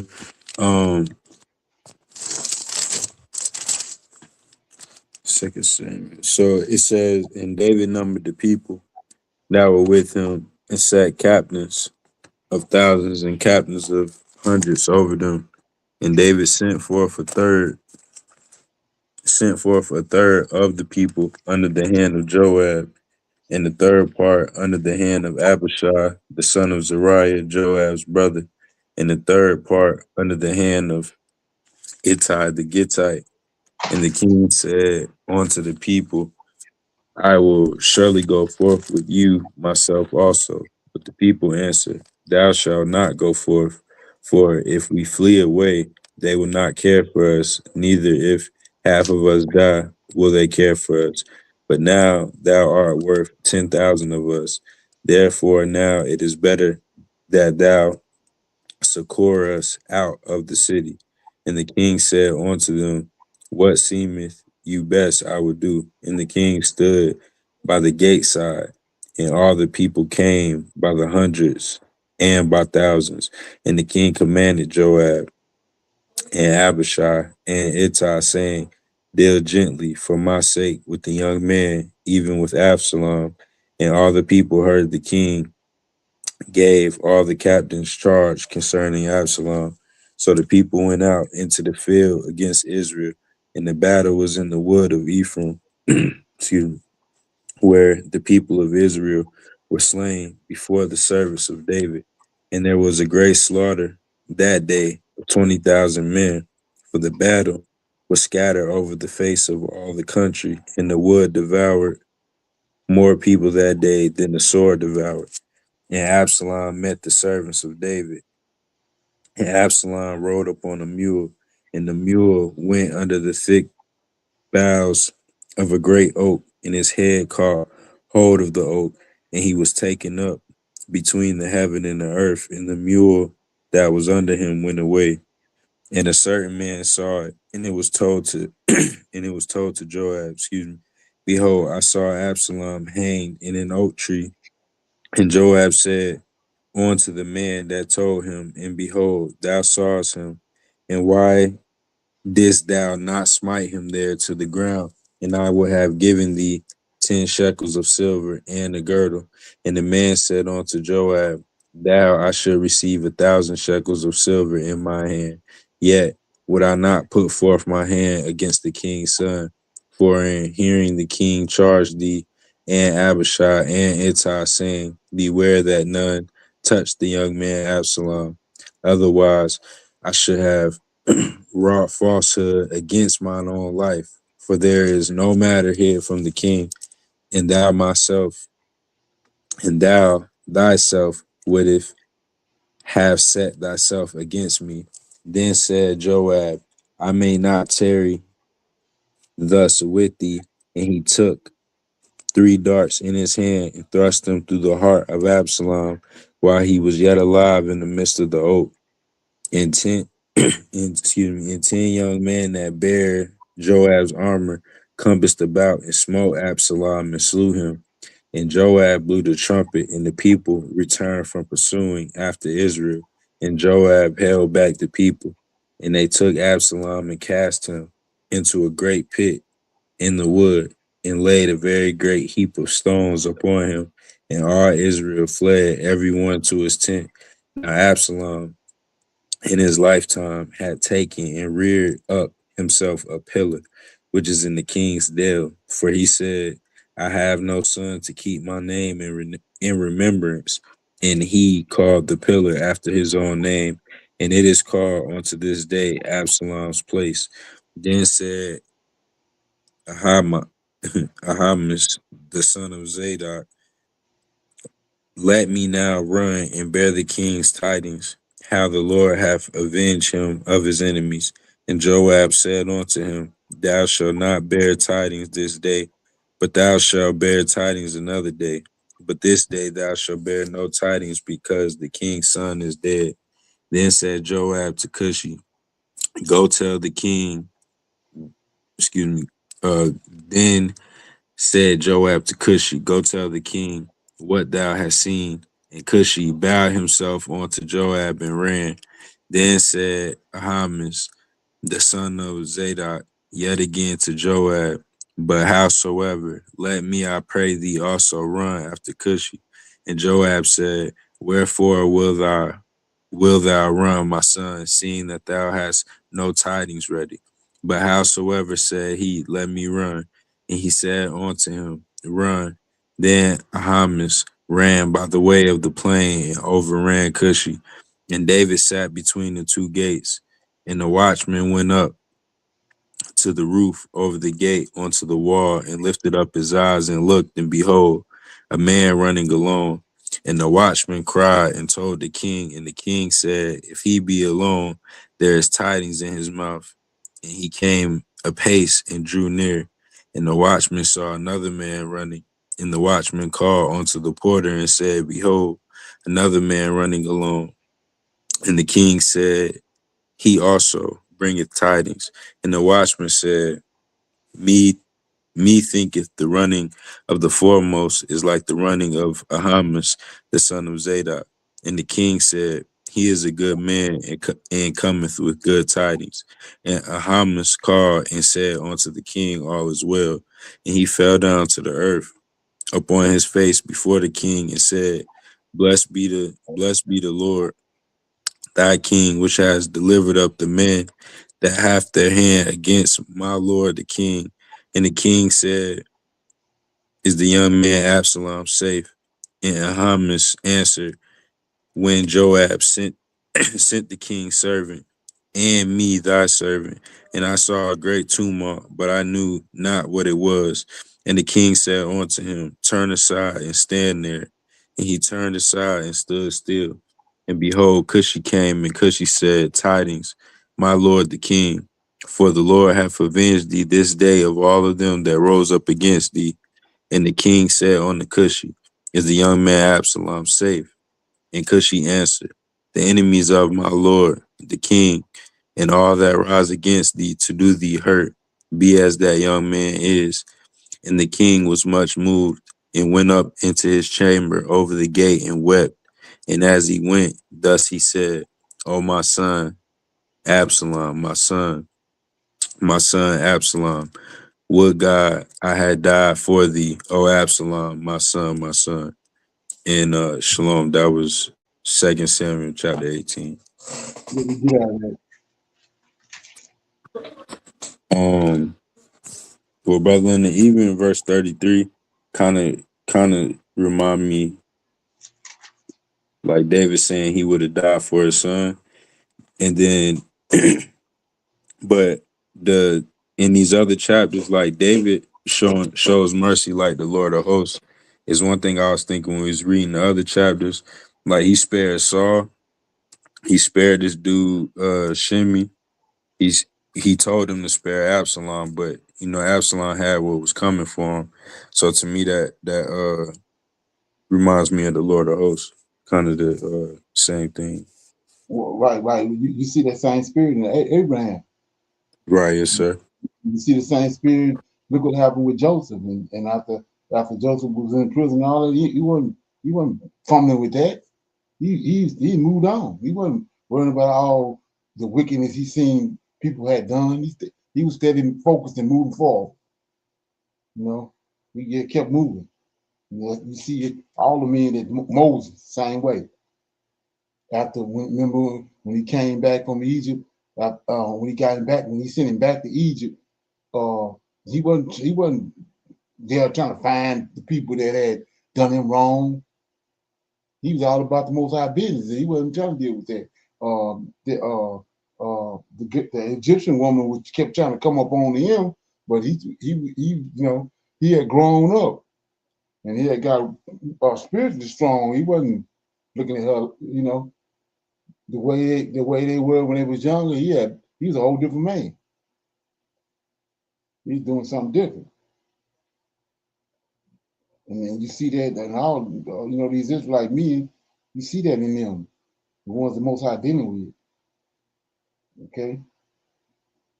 But another thing about it, you see why those two men that was running. Right. Okay. You familiar with that? What's going on with that? No, not fully. Okay. The news. These two. Yeah. Yeah. Could you break Remember that down? the 300? They had the guy how they get the word marathon. Okay. Right. Mm-hmm. They had men that was like they call them swift. They swift the deer. They light on their feet. They was messengers. Right. So So, like with Paul Revere, it's just that that was before Paul Revere. These were men that just flat out run, quick and swift on their feet. So Saul sent the guy Hershey, but if you go back to when Joab killed Maz's brother, remember they told him that this dude right here was just like a gazelle on the feet. And then he ended up, Hashi left first, but Amaza got there before he did. right. Yeah. So Amaza got there and then told David he got there because he wanted to give David some good news that his enemies was dead. And then when the other guy Cushi got there, Amaza stood to the side and let him give him the news. But that's what's going on. They runners. That's what they looking. They expecting them. That's what they waiting on these runners to come. Okay. And then another thing about it too is Zodak. See that? If you go to that's a story for another day, but it says that let me get 18. See that right there? 22. Then Amasa, the son of Zodak. See that? Right. Which came to Joab. Yeah. So you want to read 19? I'll read 20. That's right. It said, victory turned to mourning.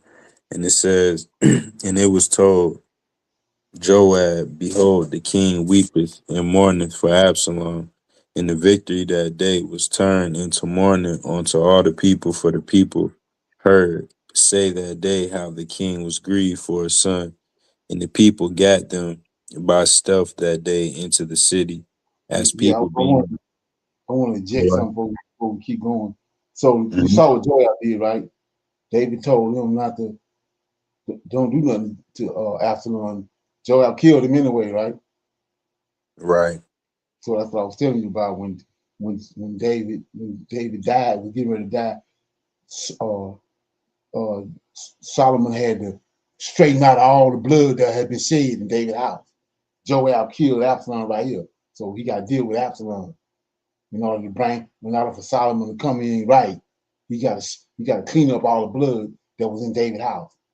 So right here, Absalom and he directly went against the Most High word. Against back to what I was saying, he's not his business.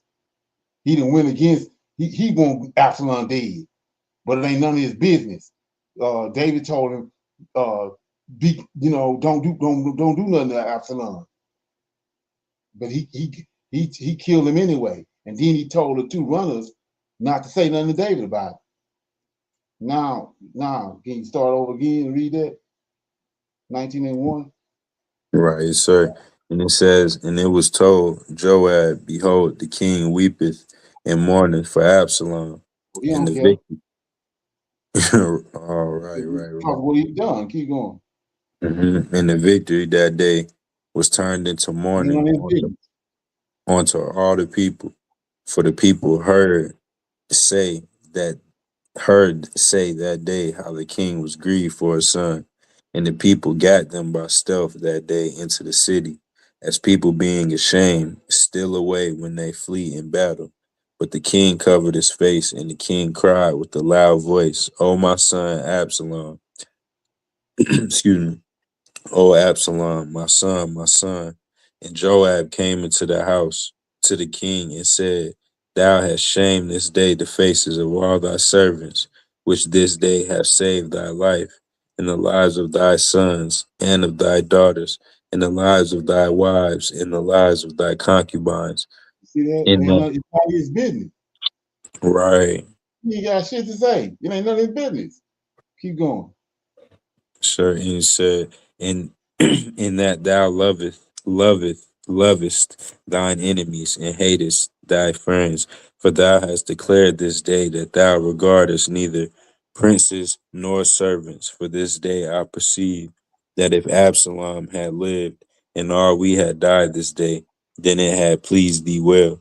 For therefore arise, go forth, and speak comfortably unto thy servants. For I swear by the Lord, if thou go for I swear by the Lord, if thou go not forth, there will not tarry one with thee this night, and that will be worse unto thee than all the evil that befell thee from thy youth unto now.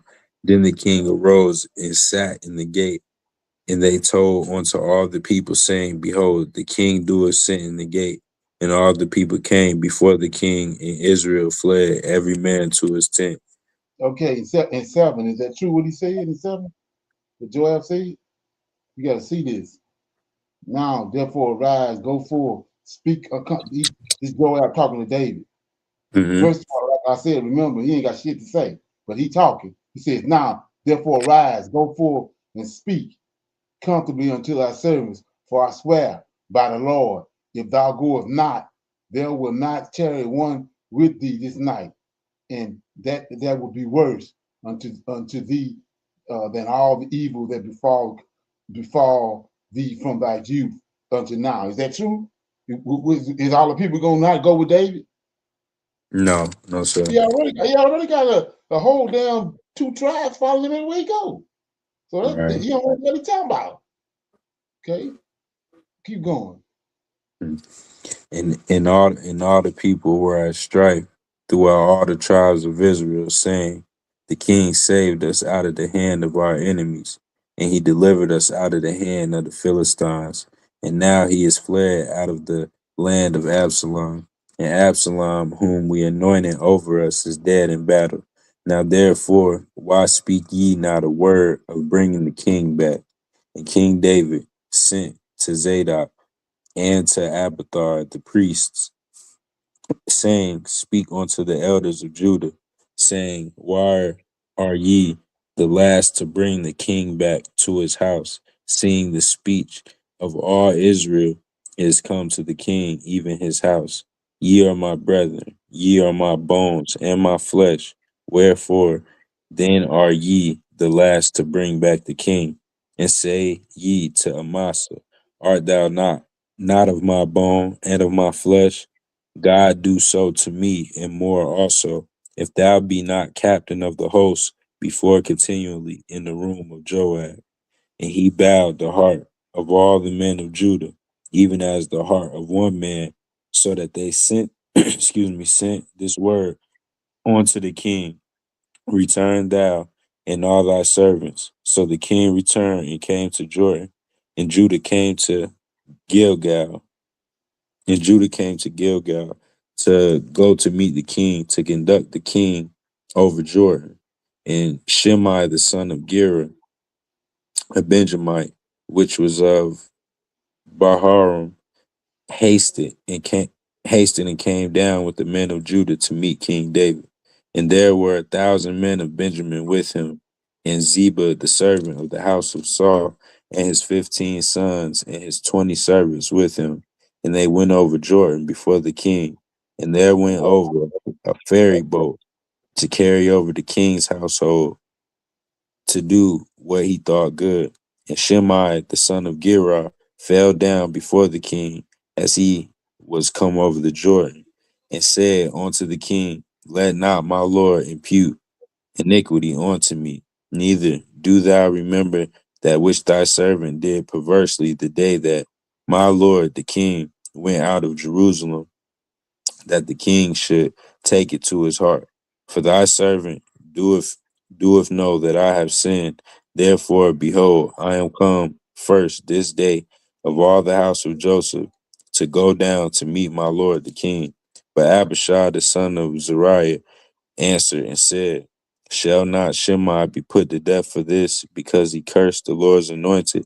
And David said, What have I to do with you, you sons of Zeruiah, that you should this day be adversaries unto me? Shall there any man be put to death this day in Israel? For do not I know that I am this day king over Israel? Therefore the king said unto Shimei, Thou shalt not die. And the king sware unto him. And I don't know, I don't even know how to say that. The son of Saul came down to meet the king, and had neither dressed his feet, nor trimmed his beard, nor washed his clothes. I'm sorry. That's the cripple boy from Saul, remember? Jonathan Oh, Saul. yeah, that had fell. Yeah, that's who that is. Okay, right. Okay. It said, the son of Saul came down to meet the king, and had neither dressed his feet, nor trimmed his beard, nor washed his clothes, from the day that the king departed until the day that he came again in peace. And it, excuse me, my fault, that until the day that he came again in peace. And it came to pass, when he was come to Jerusalem to meet the king, that the king said unto him, Wherefore wenteth not thou with me, Mephibosheth?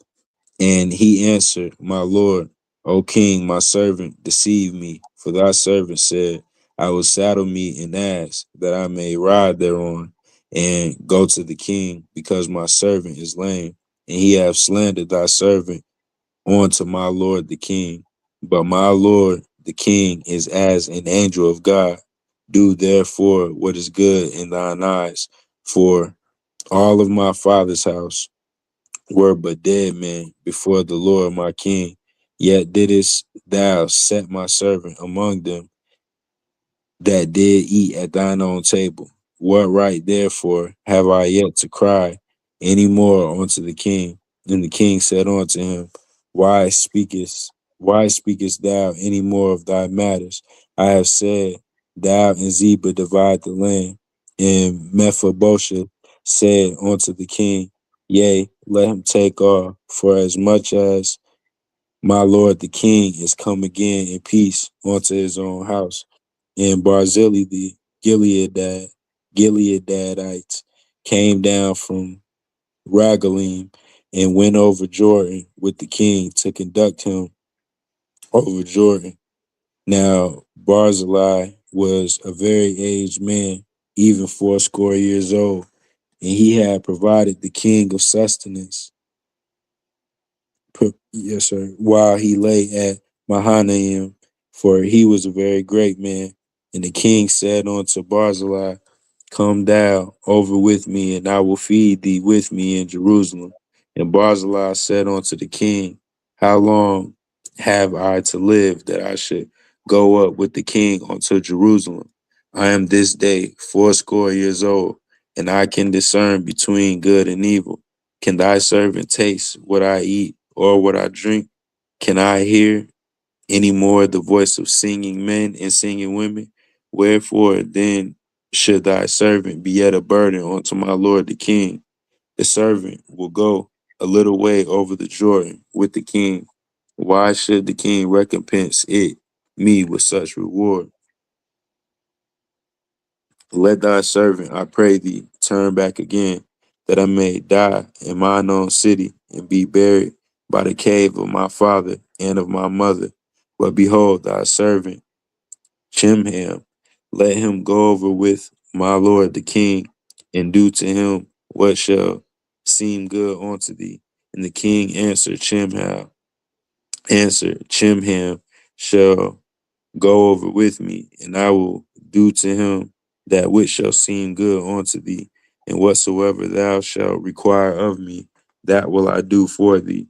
And all the people went over the Jordan. And when the king was come over, the king kissed Barzillai and blessed him, and he returned unto his own place. Then the king went on to Gilgal, and Chimham went on with him, and all the people of Judah conducted the king, and also half of the people of Israel. And behold, all the men of Israel came to the king and said unto the king, why have our brethren, the men of Judah, stolen thee away, and have brought the king and his household and all David's men with him over Jordan? And all the men of Judah answered the men of Israel, because the king is near kin to us. Wherefore then be ye angry for this matter? Have we eaten at all of the king's cost, or have he given us any gift? And the men of Israel answered the men of Judah and said, We have 10 parts in the king, and we have also more right in David than ye. Why then do ye despise us, that our advice should not be the first had in bringing back our king? And the words of the men of Judah were fiercer than the words of the men of Israel. Shalom now, 2 Samuel chapter 19. Okay, you got anything? No, Brother Leonard, this Chimham, I ain't never seen this name. Who is this guy? Yeah, that's all. Like the guy. You really have to do research on both of them. The one Barzillai, whatever his name, and Chimham. I'm thinking Chimham must be his son. Okay. But the Bible it says right here, Barzillai is a great man. Right. You know what I'm saying?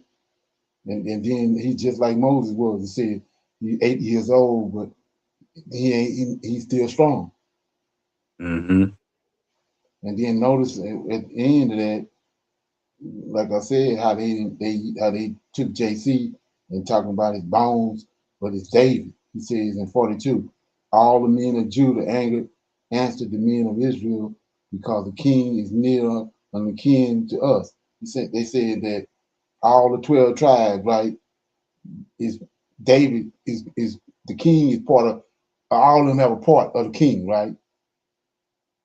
Okay, right. He started talking about his body, his bones. That's why they said, "You are my bones." Right? He says, "All the Right. men of Judah answered the men of Israel, because the king is near of kin to us. Wherefore then ye be angry for this matter. But have we eaten it all at the king's cost, or have we given unto any gift?" And the men of Israel, these are 10 tribes, answered the men of Judah, that's one tribe, and said, "We have 10 parts." See that? That's the bone. That's what they mean, bone of my bone. They took that and put it on JC. But anyway, so it says, and David says also, we have 10 parts in the king. And we have also more rights in David than you, right? Why then did you despise us, that our advice should not be first had in bringing back our king?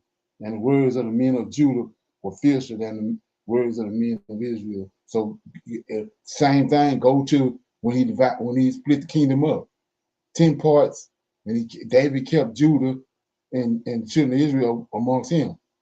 You can see it right here. You see that? Right. Right. So all that is being broken down and understood. Why they doing a lot of stuff they're doing in the New Testament, because David is the embodiment of Israel. That's why he said, "You are bone of my bone, flesh of my flesh." Okay. Yeah. So anyway, I'll read chapter 20. And Sheba revoked against David, and there happened to be there a man of Belial, whose name was Sheba, and the son of Bechiah, a Benjamite. And he blew a trumpet and said, "We have no parts in David, neither have we inheritance in the son of Jesse.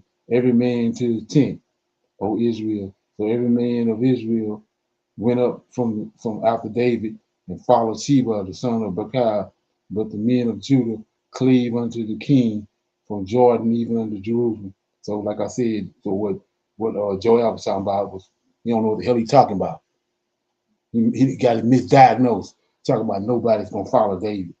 Yeah, and we see right here the whole tribe of Judah following everywhere he go, right? Then said the king Amasa, "Assemble me the men of Judah within 3 days, and be thou here present." So Amasa went to assemble the men of Judah, but he tarried longer than the set time which he had appointed him. And David said unto Abishai, "Now shall Sheba, the son of Bechiah, do us more harm than did Absalom. Take thou thy Lord's servants and pursue after him, lest he get him fenced cities and escape us." And there went out after him Joab's men, the Kirites, and the Perizzites, and all the mighty men, and they went out of Jerusalem to pursue after Sheba, the son of Bechiah. And when they were at the great stone which is in Gibeon, Amasa went before them, and Joab garment that he had put on was girded unto him, and upon it a girdle with a sword fastened upon his loins in the sheath thereof. And he went forth, and he went forth, it fell out. And Joab said unto Amasa, "Art thou in health, my brother?" And Joab told Amasa by the and Joab took Amasa by the beard with the right hand to kiss him, but Amasa took no heed to the sword that was in Joab's hand, so he smote him therewith in the fifth rib, and shed out his bowels to the ground, and struck him not again, and he died. So Joab and Abishai, his brother, pursued after Sheba, the son of Bechiah, and one of Joab's men stood by him and said, "He that favoreth Joab, and he that is for David, let him go after Joab." And Amasa wallowed in the blood in the midst of the highway. And when the men saw that all the people stood still, He removed Elijah out of the highway into the field and cast the cloth upon him. And when he saw that everyone that came by him stood still, and when he was removed out of this highway, all the people went on after Joab to pursue after Sheba, the son of Bechiah. And he went through all the tribes of Israel until Abel, and to Beth Maachah, and all the Burites, and they were gathered together and went after him. And they came and besieged him in Abel of Beth Micaiah, and they cast up a bank against the city, and it stood in the trenches. And all the people that were with Joab battered the walls to throw it down. Then cried a wise woman out of the city, Hear, hear, say, I pray you unto Joab, Come near hither, that I may speak with thee. And when he was come near unto her, the woman said, Art thou Joab? And he answered, I am he. Then she said unto him, Hear the words of thine handmaiden. And he answered, I do hear. Then she spake, saying, They were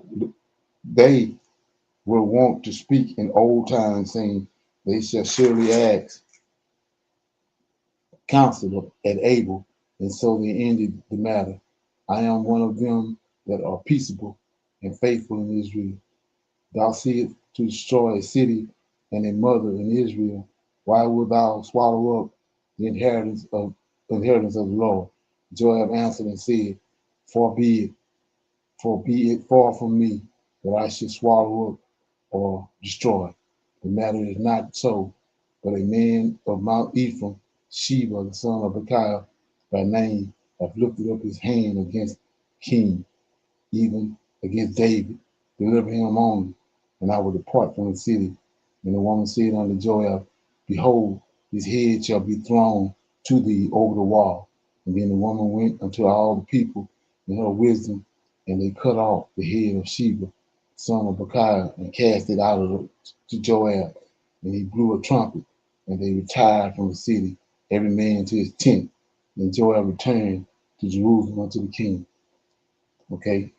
Now Joab was over all the host of Israel, and Benaiah the son of Jehoiada was over the Cherites and the Pelethites, and Adoram was over the tribute, and Jehoshaphat the son of Abilud was recorder, and Sheva was the scribe, and Zodek and Abathar were the priests, and Ira also a Jerite was the chief ruler about David. Okay, so that was 2 Samuel chapter 20. Anybody got anything? So like I said before, we see what Joab doing. Joab, he want to be the king, what it seemed like to me. He all up in David business, trying to handle David business. And like I said, we're going to see next week how that he ended up, Solomon killed him. Solomon had to kill him, right? Because he was hell bent on everything. He was out of pocket. He was all off and worrying about the wrong stuff that had nothing to do with him. One of my things is, look at the guy I told you, Shema. He was throwing rocks at David, and then when it was all said and done, and David came back across the river, David spared his life. You know what I'm saying? So why is Absalom dead? If he spared this dude life, he damn sure gonna spare his son life. But no, you got a nut bucket in there, all in the wrong place, talking about the wrong shit, and then kills Absalom. And not only him, he killed Amasa. Okay, yeah. So with that being said, we're gonna go to we're gonna pick a scripture, and then we're gonna read that scripture, and we'll break it down, then we'll close out. Somebody got something? Scripture they want to read?